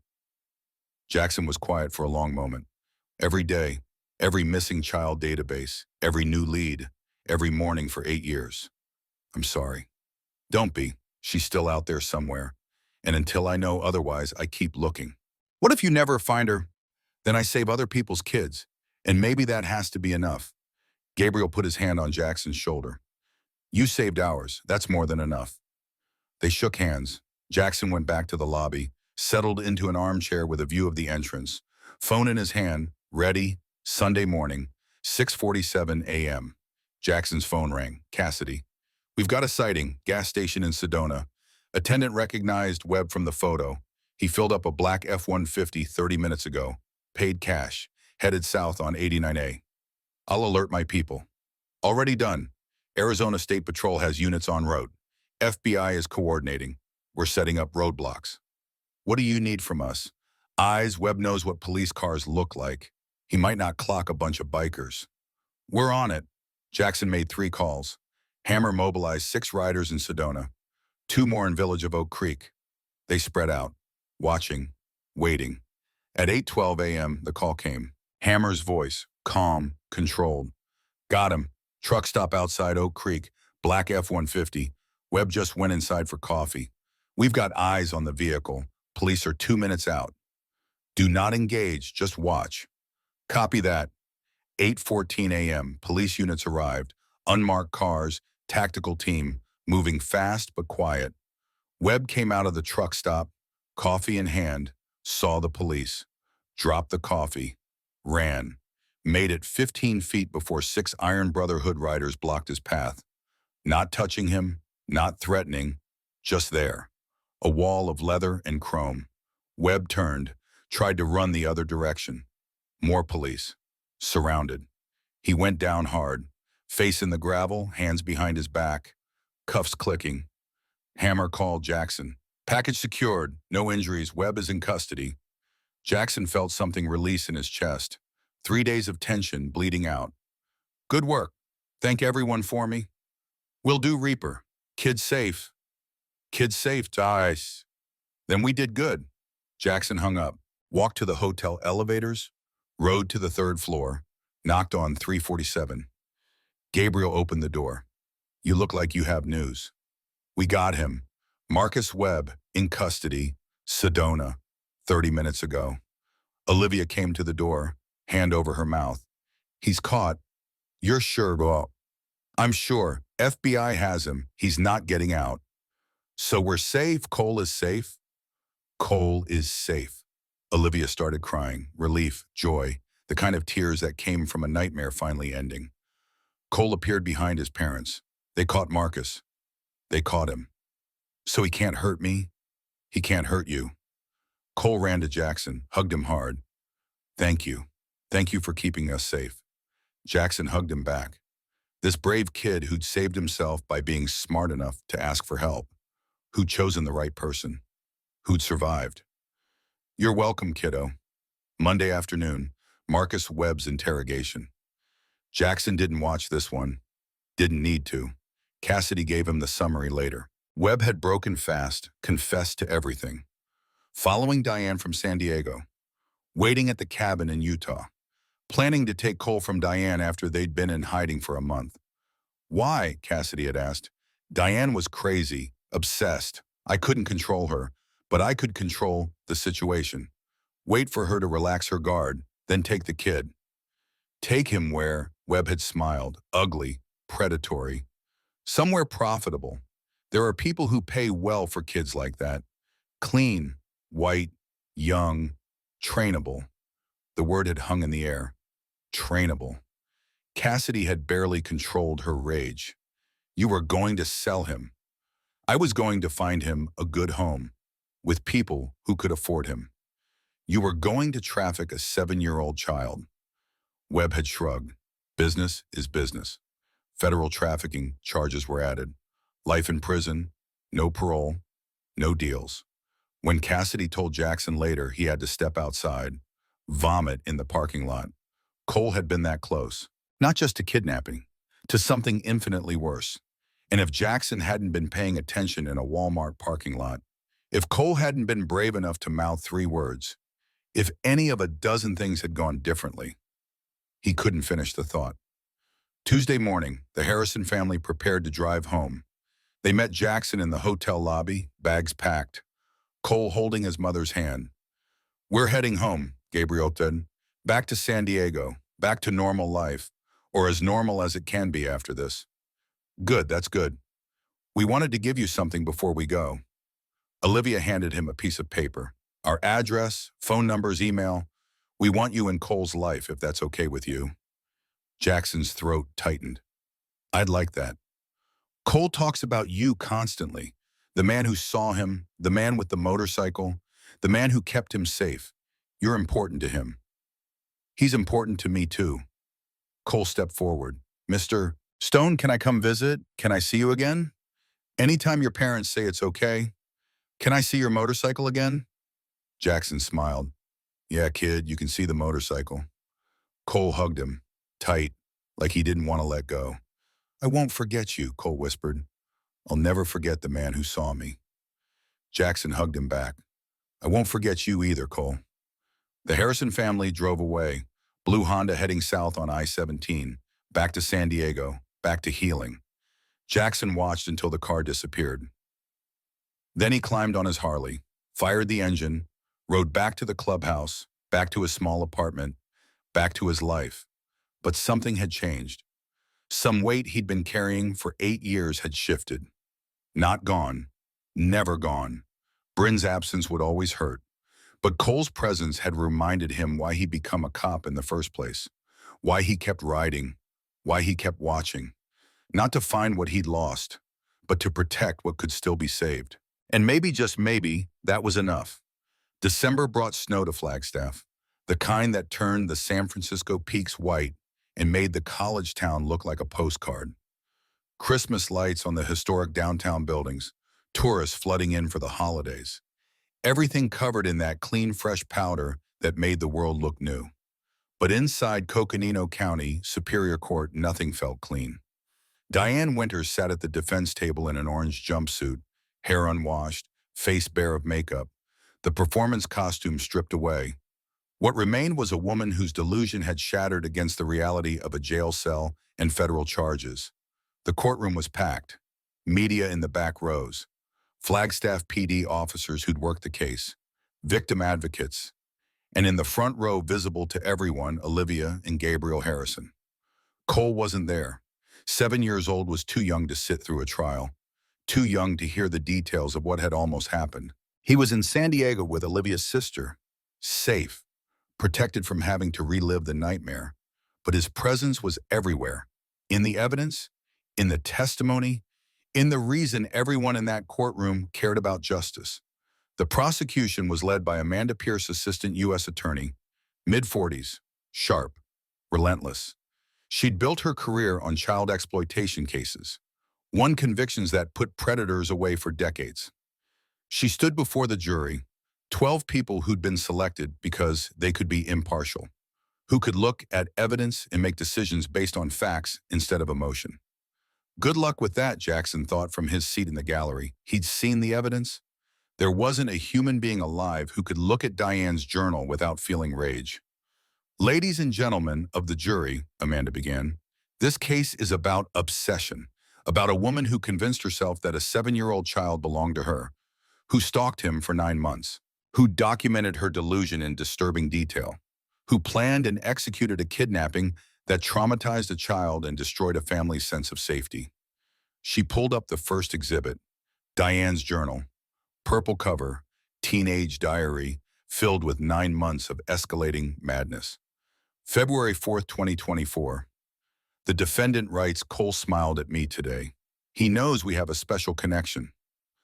Ladies and gentlemen, Cole Harrison was 7 years old. He smiled at a volunteer teacher because children smile at adults who help them.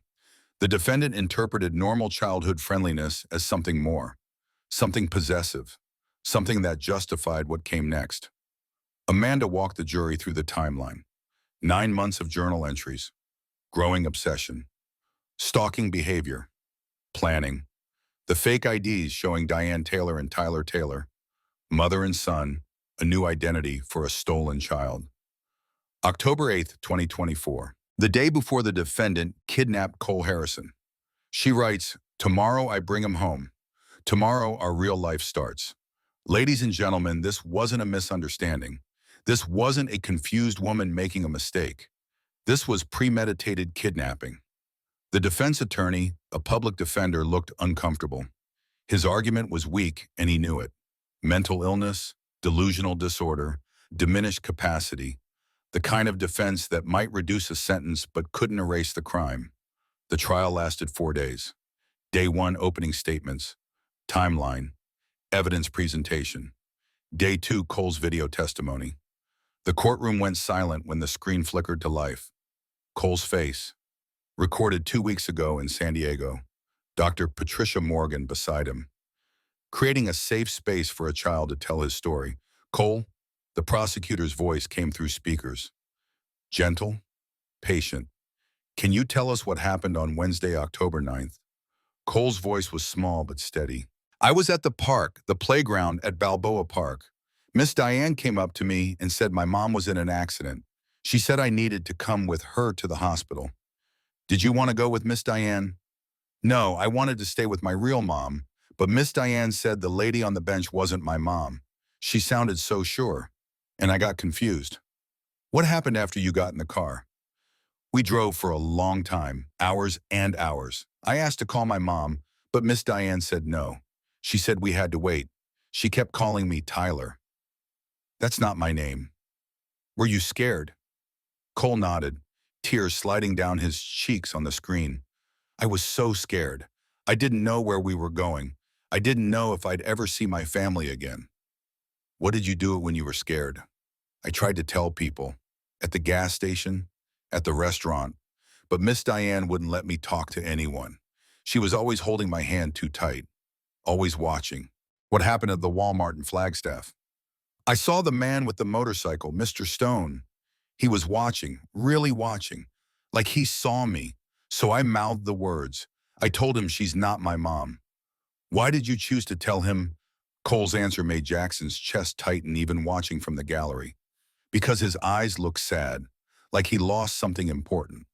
I thought maybe if he understood about losing things, he'd help me not get lost. The courtroom was silent except for the sound of people trying not to cry. Day 3 expert testimony.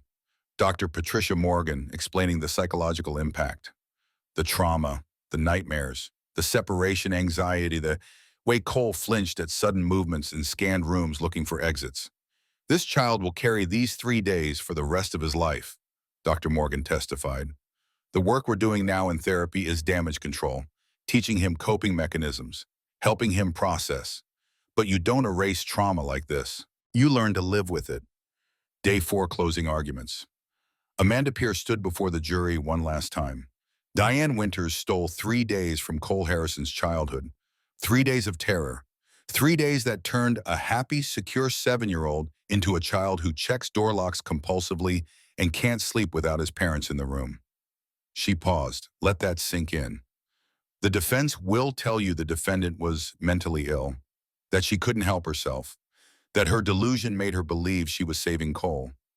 Ladies and gentlemen, mental illness doesn't absolve responsibility. It explains behavior, but it doesn't excuse it. Diane Winters knew right from wrong. She knew Cole had a family. She knew taking him was illegal. She did it anyway. Find her guilty. Tell her that children aren't possessions, that obsession isn't love, that 3 days of terror matter. The jury deliberated for 93 minutes. Verdict: guilty on all counts: kidnapping, child endangerment, custodial interference, conspiracy. Diane Winters collapsed in her chair, sobbing, her lawyer's hand on her shoulder. Sentencing came 2 weeks later. Judge Patricia Morrison, 62 years old, 35 years on the bench. She'd seen every kind of case, every kind of criminal, every excuse and justification. She looked at Diane Winters with the kind of cold contempt reserved for people who hurt children. Ms. Winters, in 3 decades as a judge, I have never seen such calculated cruelty disguised as love. You didn't love Cole Harrison. You objectified him, obsessed over him, stole him from his family, and planned to erase his entire identity. Diane tried to speak. The judge cut her off. You will have your chance to make a statement. Right now, you will listen. Cole Harrison was 7 years old, a child, your victim. You traumatized him. You made him afraid of strangers, afraid of being alone, afraid that every adult who smiles at him might try to take him away. The judge paused, consulted her notes. Federal kidnapping, child endangerment, custodial interference, conspiracy. I sentence you to 25 years in federal prison. You will be eligible for parole after 20 years. Until that time, you are forbidden from any contact with Cole Harrison or his family. No letters, no phone calls, no third-party communication. Do you understand? I loved him, Diane whispered. I only wanted to save him. You didn't save him, Ms. Winters. You terrorized him. And 25 years is you paying for that choice. This court is adjourned. The gavel fell. Olivia Harrison grabbed her husband's hand, squeezed hard. It was over. Not healed, not forgotten, but over. Outside the courthouse, media swarmed. Olivia and Gabriel read a prepared statement. Justice was served today, but more importantly, our son is home. He's safe, and he's healing. We want to thank the Flagstaff Police Department, the FBI, and especially Jackson Stone, the man who saw our son when he needed to be seen. We also want to remind parents, pay attention to the adults in your children's lives. Trust your instincts and teach your kids that asking for help is brave, not weak. They didn't take questions, just walked to their car and drove away. Inside the courthouse, Jackson stood in the hallway, Cassidy Reeves beside him. One down, Cassidy said. One to go. Marcus Webb's trial was scheduled for January. January in Flagstaff meant the college students were back. Northern Arizona University's spring semester. The town fuller, louder, younger. Marcus Webb's trial was different from Diane's, colder, more clinical. No delusion to hide behind, no obsessive love to explain behavior. Just calculated predation. The charges were worse too. Conspiracy to commit kidnapping, conspiracy to commit human trafficking, obstruction of justice, federal crimes, life sentences, no possibility of parole. The prosecution presented phone records, 17 calls between Diane and Marcus in the 72 hours Cole was missing, text messages that made the jury's faces go pale. Marcus to Diane, keep him calm, don't let him make noise, we need him cooperative. Diane to Marcus, he keeps asking for his mother. What do I tell him, Marcus? Tell him whatever keeps him quiet. We'll figure out the rest when you get to the cabin. The cabin in Utah. isolated, 30 miles from the nearest town, perfect for hiding a kidnapped child. Or worse, FBI forensics had searched it after Marcus's arrest, found restraints installed in the basement, a lock on the outside of a bedroom door, supplies for long-term captivity, and a laptop with search history that made the prosecution's case ironclad. How to change a child's identity. Selling adoption rights underground market. Countries with no extradition treaty.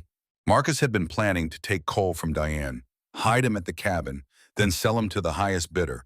International adoption fraud. Human trafficking. A 7-year-old boy turned into commodity. The defense had nothing. No mental illness excuse. No delusional love story. Just a 38-year-old former security guard who'd seen an opportunity and tried to exploit it. The jury deliberated for 47 minutes. Guilty on all counts. Sentencing life in federal prison without possibility of parole.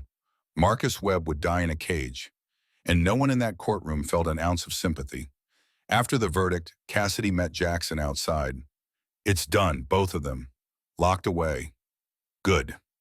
Cole's safe, really safe. They can't ever hurt him again. Jackson nodded, couldn't speak. The weight of the last 3 months pressing down. You okay? Cassidy asked. Yeah, just thinking. About how close it was, if I'd looked away. If Cole hadn't been brave enough to ask for help. If any of a dozen things had gone different. But they didn't. You saw him, he asked, you helped. That's what matters. I know, but it's the what-ifs that haunt you. Cassidy put her hand on his shoulder. Jackson, you saved that boy's life. Don't diminish that by focusing on what might have been.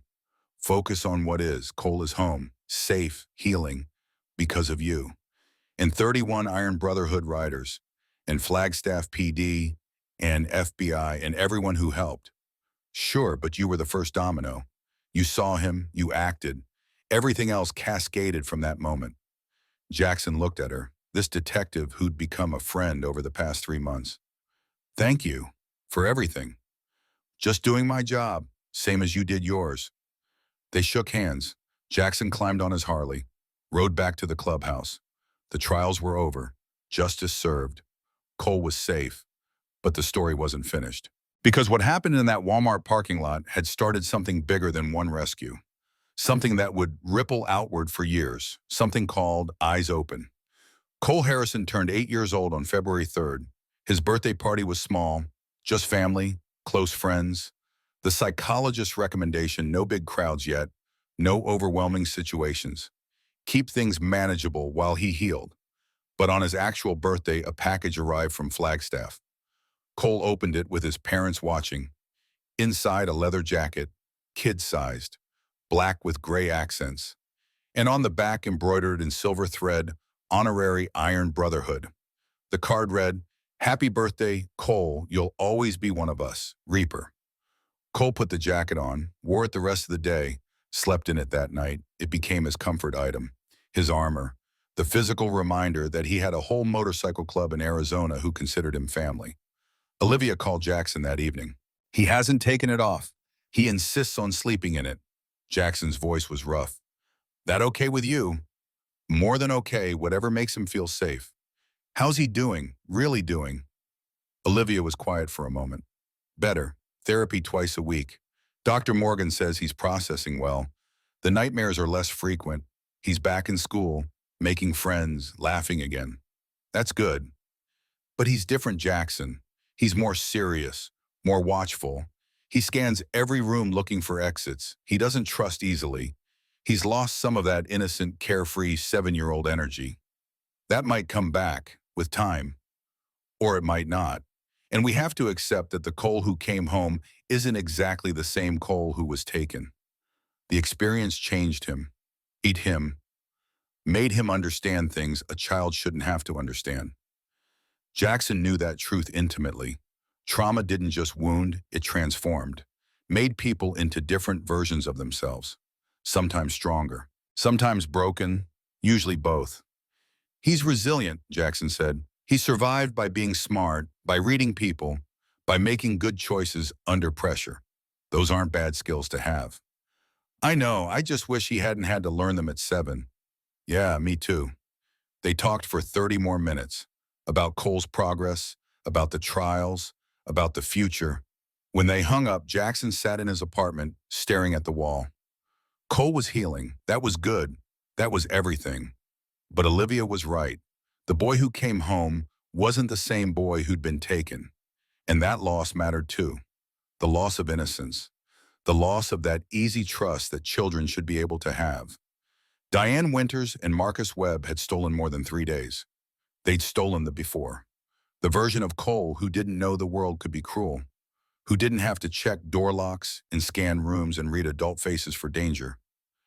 That boy was gone. Forever. March brought the first visit. The Harrison family drove to Flagstaff for a long weekend. Spring break. 4 days away from San Diego. Away from school and therapy and the constant reminders. Cole's excitement was palpable, talking nonstop the entire 5-hour drive. Do you think Mr. Stone will let me sit on his motorcycle? Do you think he'll show me the clubhouse? Do you think the other bikers will be there Friday afternoon? They checked into the Radisson.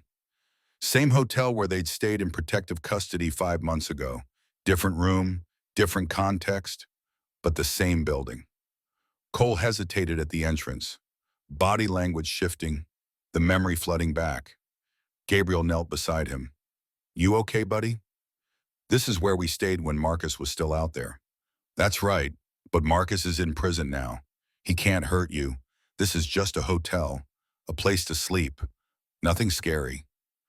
Cole nodded, squared his shoulders, walked inside. Small victories. That's what healing looked like. Acknowledging the fear and walking through it anyway. Jackson met them in the lobby an hour later. Cole saw him and ran, threw his arms around Jackson's waist. Mr. Stone, you're really here. Told you I would be, kiddo. Good to see you. Cole looked different. 5 months of healing, visible in his face.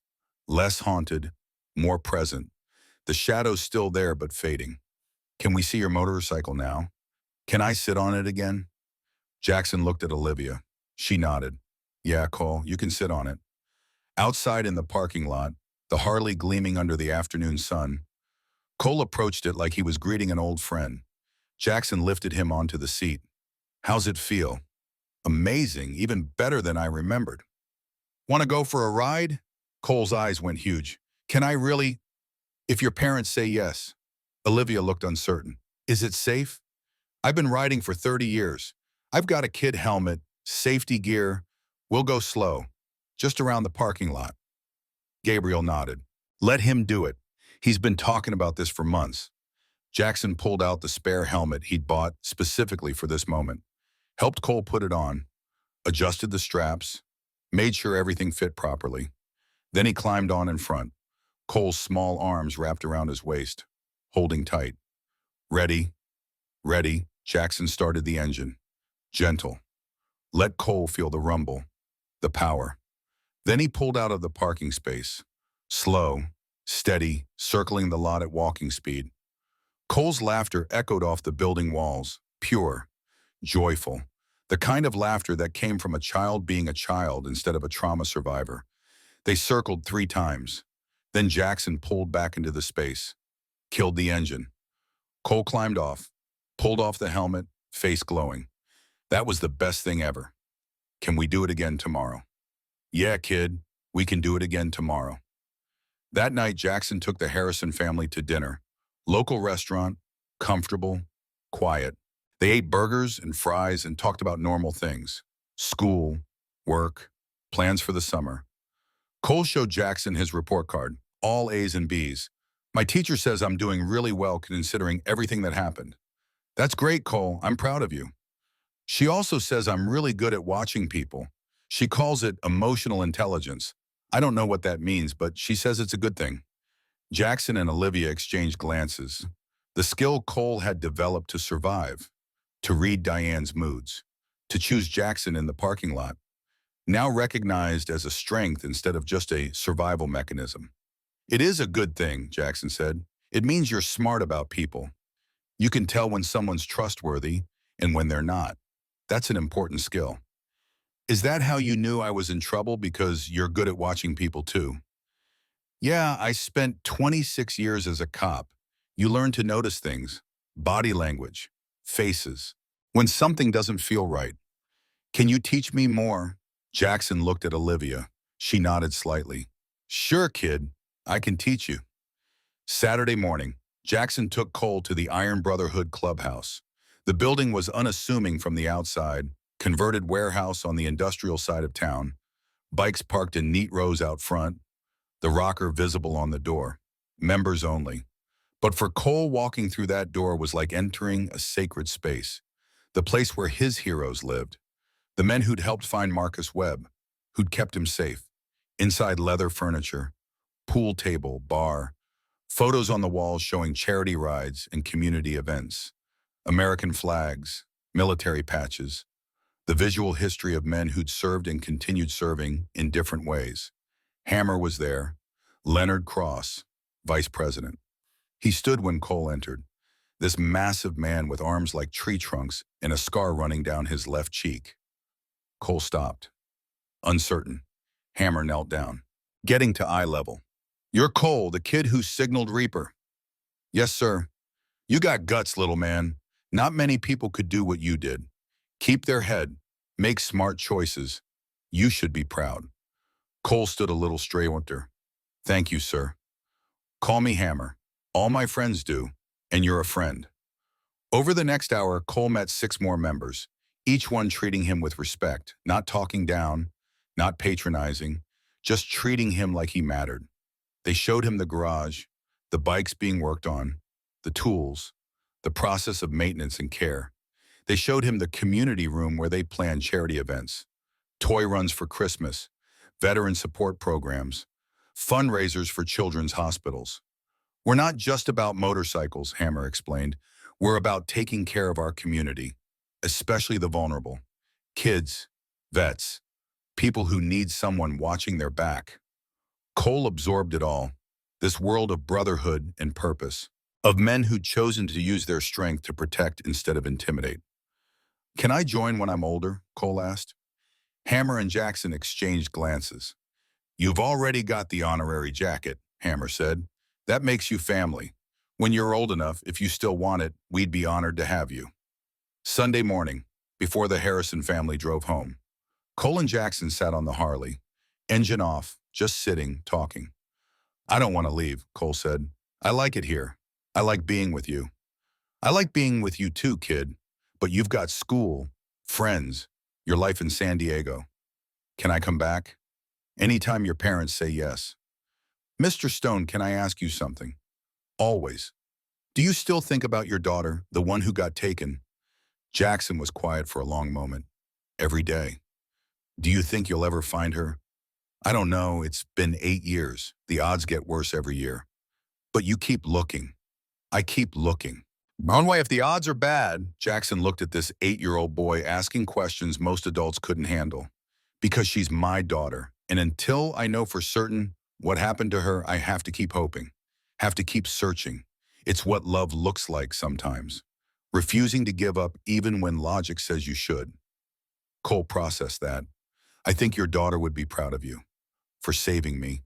For helping other kids. Yeah, because even though you couldn't save her, you were making sure other kids like me get to go home. That's important. Jackson's throat was too tight to speak. He just pulled Cole into a hug. The Harrison family drove away Sunday afternoon, promises to call every week, to visit again in the summer, to stay connected. Jackson watched the blue Honda disappear. Then he went back to his apartment, back to his life. But something had shifted. Some of the weight he'd carried for 8 years had lightened. Not because Bryn was found, but because Cole was safe. And maybe that child was right. Maybe Bryn would be proud. Maybe saving someone else's daughter was its own kind of tribute. Its own kind of love. April brought Eyes Open Initiative. Jackson and Hammer sat in the clubhouse conference room with Cassidy Reeves and a representative from the National Center for Missing and Exploited Children. Planning, organizing, creating something sustainable. We need to formalize this, Cassidy said.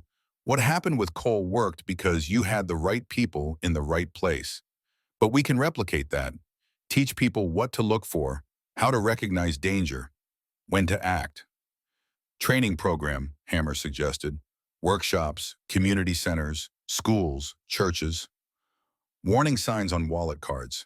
The NCMAC rep added. Something people can reference. Keep in their car. Share with others. Social media campaign, Jackson said. Get the message out wider, not just Flagstaff, statewide, national if we can. They spent 6 hours building the framework. Eyes Open Initiative. Mission: teach ordinary citizens to recognize child abduction and trafficking. Empower them to act. Create a network of aware, engaged people who refuse to look away. Warning signs on the cards. Child appears fearful or submissive around adult. Child's appearance doesn't match adult's socioeconomic status. Adult prevents child from speaking. Child attempts to signal for help. Physical signs of abuse or neglect. Child doesn't respond to name used by adult. Trust your instincts. If something feels wrong, call 911. The first workshop was held in May. Flagstaff Community Center. They expected maybe 30 people. 147 showed up. Jackson stood at the front of the room, uncomfortable with public speaking, but committed to the message. 3 months ago, I was loading groceries onto my motorcycle when I saw a woman and a child. Something felt wrong. The kid's clothes didn't match hers. His body language screamed fear, and when he made eye contact with me, he mouthed 3 words. "She's not my mom." The room was silent, listening. I could have looked away, told myself it wasn't my business, convinced myself I was overreacting. But I didn't. I blocked the exit, called police, chased them down when they ran, and that 7-year-old boy went home to his family instead of disappearing forever. He paused, let that sink in. I'm not special. I'm not a hero. I'm just someone who paid attention, who trusted my gut, who was willing to risk looking foolish if it meant potentially saving a child. And that's what we're here to teach you. How to see, how to recognize danger, how to act. Over the next 2 hours, they covered it all. Body language, warning signs, when to call police, how to document, what to say and what not to say. Cassidy did a section on legal protections, Good Samaritan laws, how to report without becoming liable. The difference between intervention and vigilantism. Hammer covered personal safety, how to help without putting yourself in danger, when to observe and when to act. By the end, they'd trained 147 people, given them wallet cards, shown them Cole's story, empowered them to be the one who sees. 2 weeks later, it happened. Woman at a truck stop in Williams, Arizona. 63-year-old grandmother named Patricia Williams. She'd attended the workshop. She noticed a man and a young girl, teenager, maybe 14. The girl's clothes were too revealing, her makeup too heavy, her eyes dead. The man was older, 40s, hand on her shoulder in a way that wasn't fatherly. Patricia remembered the training, trusted her gut, went inside, called 911 from the bathroom.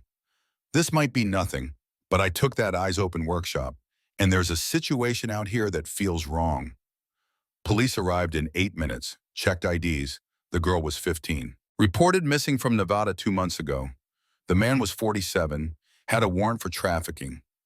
The girl was rescued, the man arrested, another child brought home. When Cassidy called Jackson to tell him, his hands shook. It worked. The training worked. Someone acted. Someone saved a kid. That's one, Cassidy said. There'll be more. She was right.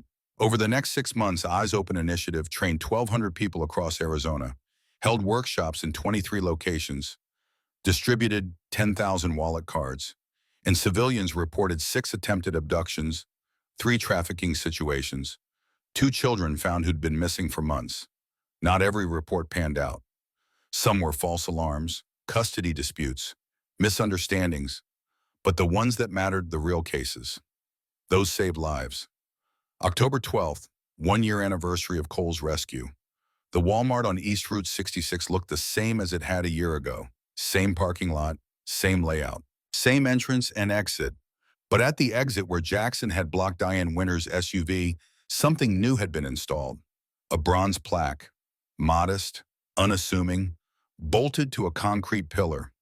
The dedication ceremony drew 300 people, media, local officials, Flagstaff PD, FOI representatives, Iron Brotherhood members, community members who'd taken the Eyes Open training, and the Harrison family, Olivia, Gabriel, and Cole, driving up from San Diego for the anniversary. Cole was 8 now, taller, healthier, the trauma still visible sometimes in his watchfulness, his caution, but healing, growing, becoming the person he was meant to be.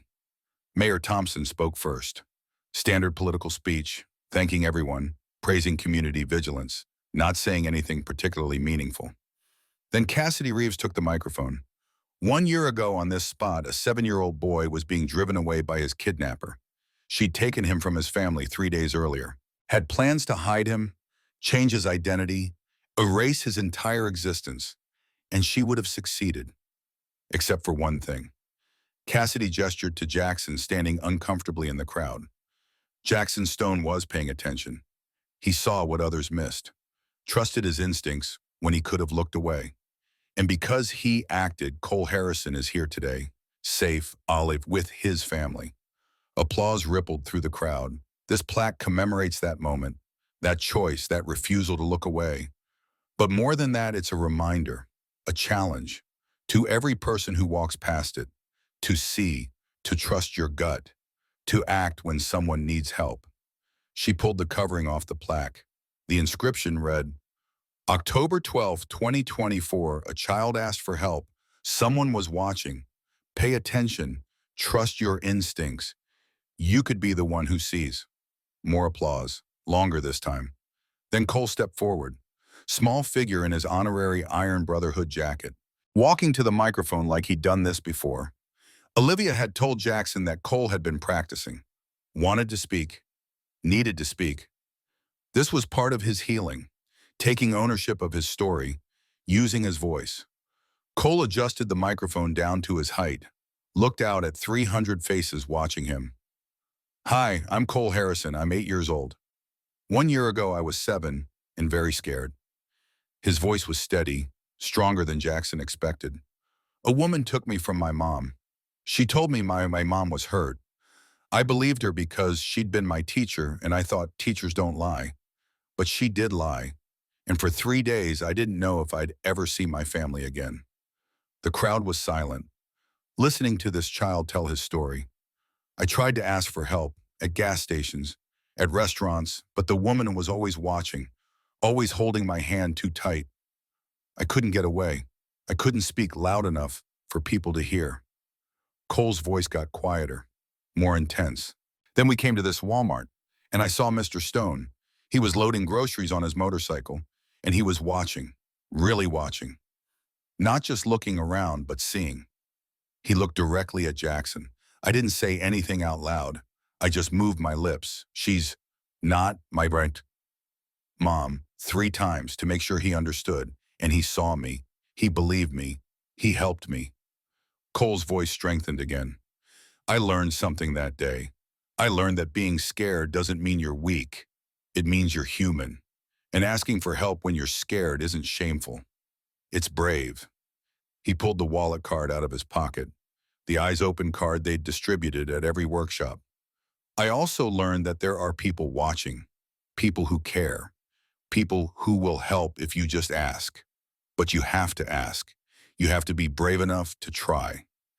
He held up the card. This says trust your instincts. If something feels wrong, call for help. That's what I did. I trusted my instincts.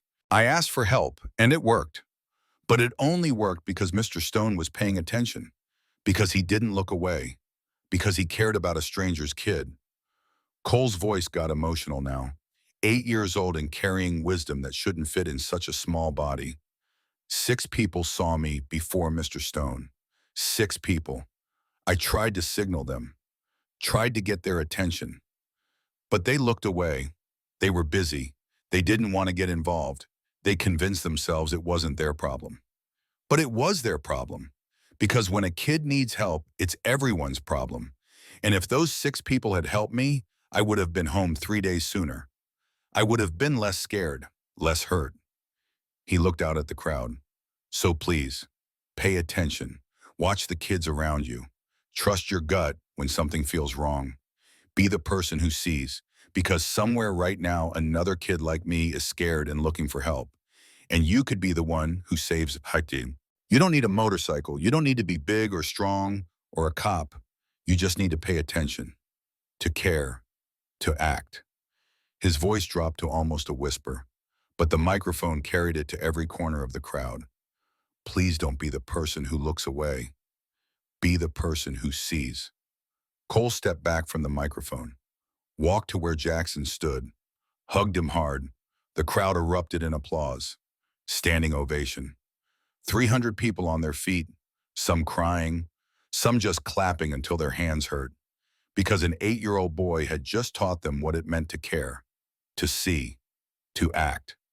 After the ceremony, Jackson and Cole sat on the Harley in the parking lot, same spot where everything had started a year ago. You did good up there, Jackson said. That took courage. I was scared, but Dr. Morgan says doing things that scare you is how you grow. She's right. Mr. Stone, can I tell you something? Always. I still have nightmares sometimes. About Miss Diane, about being in the car and not knowing where we were going, about thinking I'd never see my mom again. That's normal, kiddo. Trauma doesn't just disappear. But the nightmares are getting less, and when I wake up scared, I remember. I remember that you saw me, that I'm safe, that the bad people are in prison, and that helps.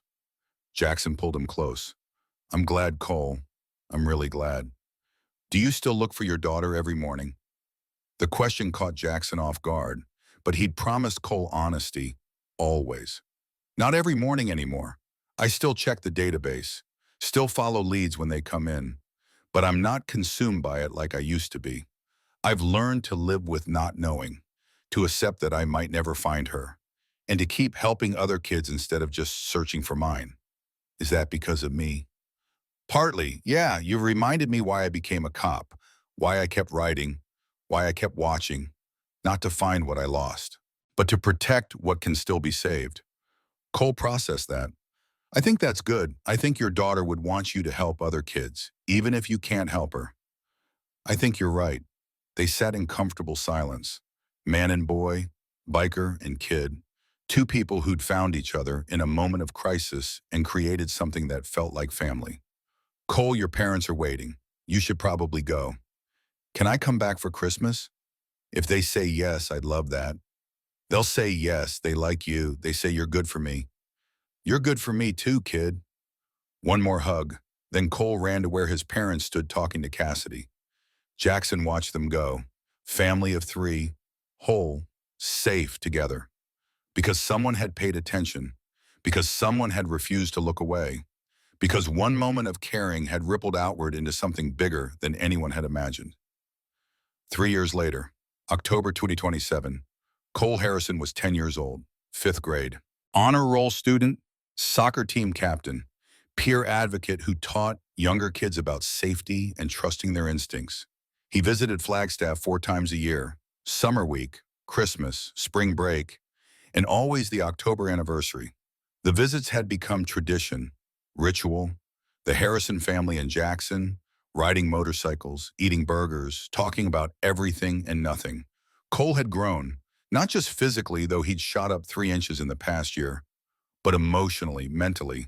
The trauma's still part of him, but no longer defining him. He'd completed therapy 6 months ago, Dr. Morgan declaring him healthy, resilient, ready to move forward without weekly sessions. The nightmares still came occasionally, maybe once a month, but they were manageable. He had tools, coping mechanisms, support, and he had purpose. Eyes Open Initiative had grown beyond Arizona, 12 states now. Chapters in Nevada, Utah, New Mexico, California, Oregon, Washington, Colorado, Wyoming, Montana, Idaho, and Texas. 47 interventions across those states. 47 children brought home safely. The number deliberate, symbolic. 6 people had ignored Cole. The 7th had seen him. 47 was reminder that every person matters. Every choice to pay attention matters. Cole had become the face of the program, with his parents' careful permission and oversight, school assemblies, community presentations, a PBS documentary that aired nationally, not exploiting his trauma, using his experience to help others, teaching kids that asking for help was brave, teaching adults that seeing was a responsibility. October 12th, 2027, the third annual vigil, Walmart parking lot, 500 people, bigger than last year, growing every year, reading names of the 47 children saved through Eyes Open. Moment of silence for children still missing. Cole spoke again, older, more confident, but still carrying the core message. 3 years ago, I was 7 and terrified.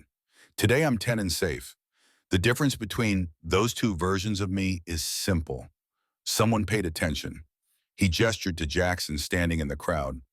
Mr. Stone taught me something. He taught me that one person caring can change everything. He saved my life by refusing to look away. And now, through Eyes Open, he's teaching thousands of people to do the same thing. 47 kids have come home because someone paid attention, someone trusted their gut, someone acted. That's 47 families who got their children back. 47 kids who get to grow up instead of disappearing. Cole's voice grew stronger. But there are still kids missing, still kids being hurt, still kids who need someone to see them. And that someone could be you. You don't need training, you don't need a motorcycle, you don't need to be a cop or a hero. You just need to pay attention, to trust your instincts, to care enough to act.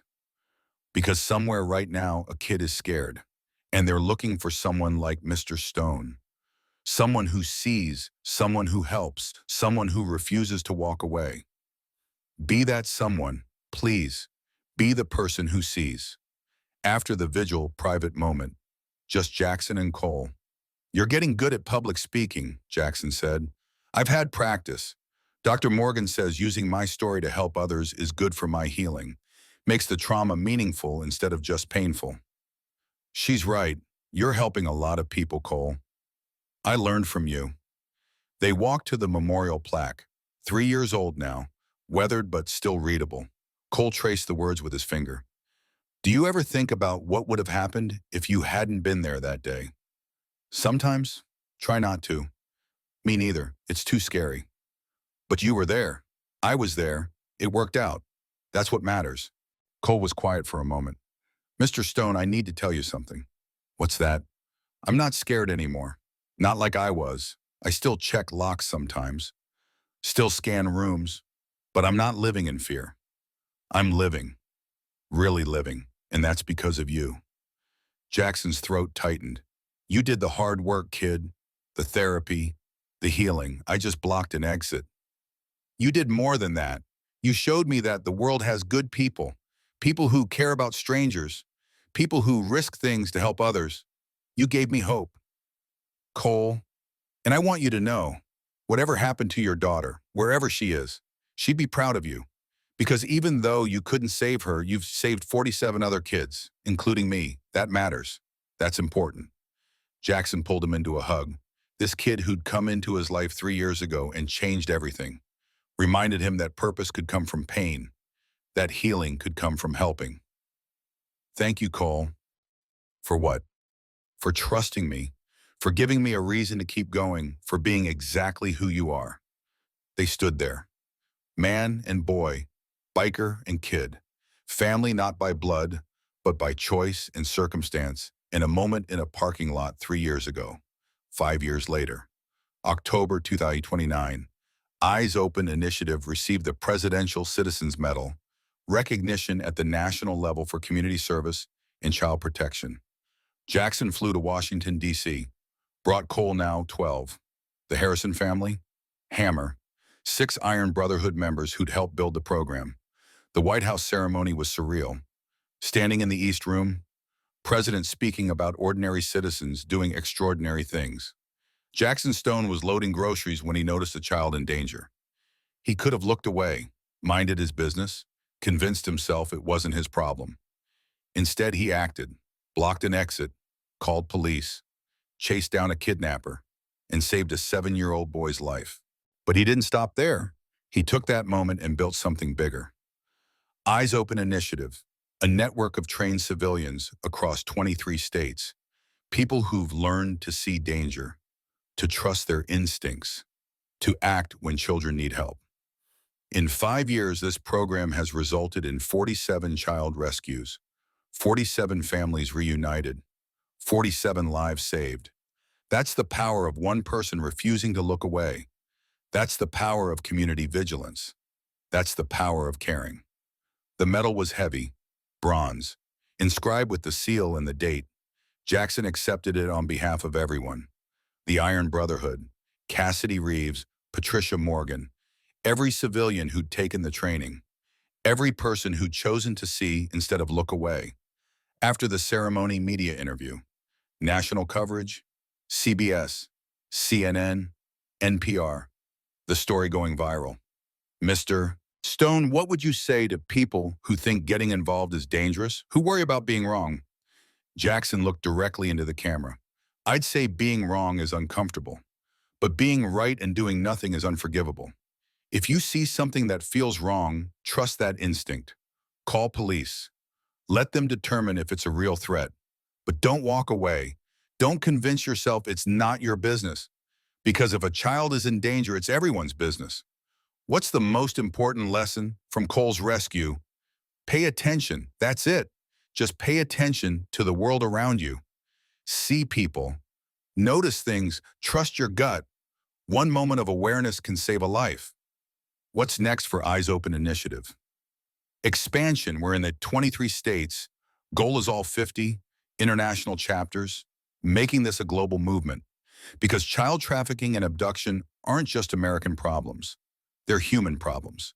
And humans solving them together is how we win. Darn. October 12th, 2029. 5th anniversary. Walmart parking lot. 700 people.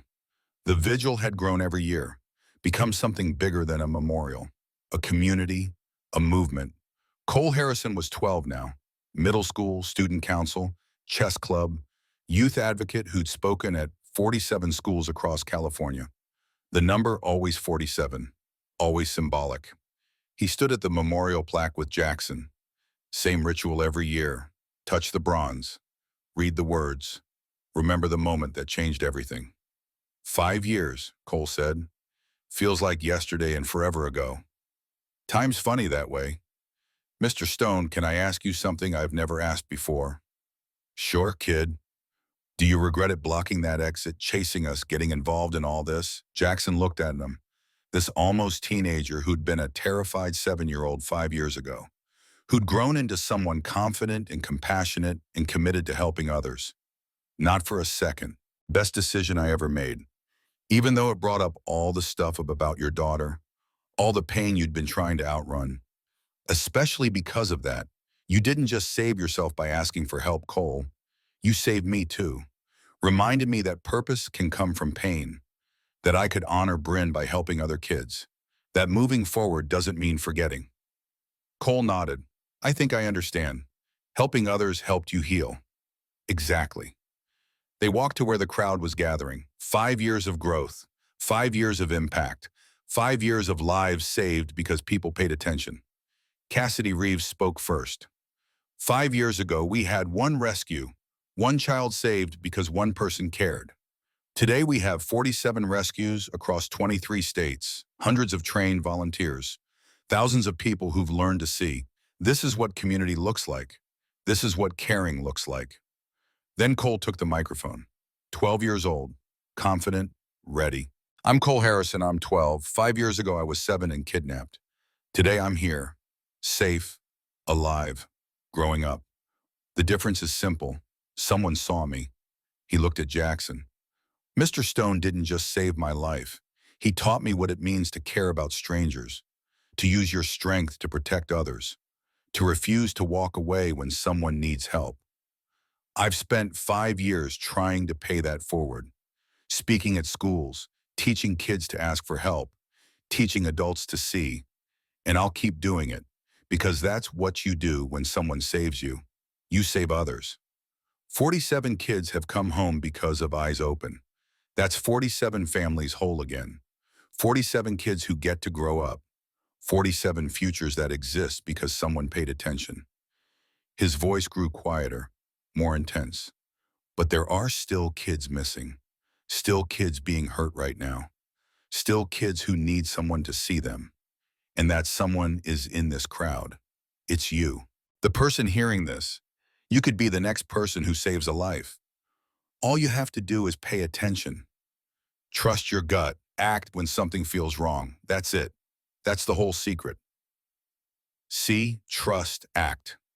Be the person who sees, please, because somewhere another kid like me is looking for someone like Mr. Stone, looking for someone who cares. Be that someone. Cole stepped on back, the crowd erupted.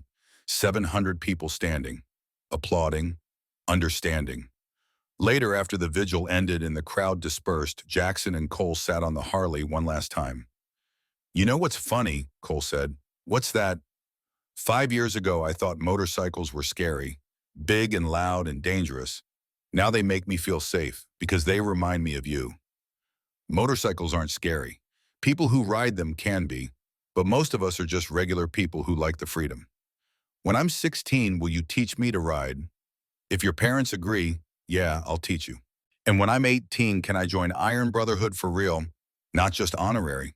Jackson looked at this kid who'd become like a son, this brave, smart, compassionate, almost teenager who'd turned trauma into purpose. If you still want it at 18, we'd be honored to have you. I'll still want it. This is my family. You're my family. Jackson pulled him close. Yeah, kid, we're family. They sat in comfortable silence. 5 years of visits, 5 years of phone calls every Sunday, 5 years of birthdays and holidays and ordinary moments that added up to something extraordinary. Cole had two fathers, Gabriel, who'd raised him, Jackson, who'd saved him. Both loved him, both shaped who he was becoming. And that was okay. Family didn't have to look traditional. It just had to be real. Mr. Stone, yeah, thank you for seeing me. Thank you for not looking away. Thank you for saving my life. Jackson's voice was rough. Thank you for trusting me, for being brave enough to ask, for teaching me that I could still make a difference. We saved each other, didn't we? Yeah, Cole, we saved each other. The sun set over Flagstaff. 5 years since a 7-year-old boy had mouthed 3 words to a stranger in a parking lot. 3 words that had changed 2 lives. Started a movement. Saved 47 children. 3 words that proved one person paying attention could change everything. She's not my mom. The simplest cry for help. And someone had been watching. Someone had seen. Someone had refused to look away. That's what heroes looked like. Not capes and superpowers. Just ordinary people who paid attention when it mattered. Who trusted their instincts. Who acted when others looked away. Jackson Stone had been that person 5 years ago. And now, because of Eyes Open Initiative, thousands of others had become that person too. Watching, seeing, protecting. Making sure that every child who asked for help found someone listening.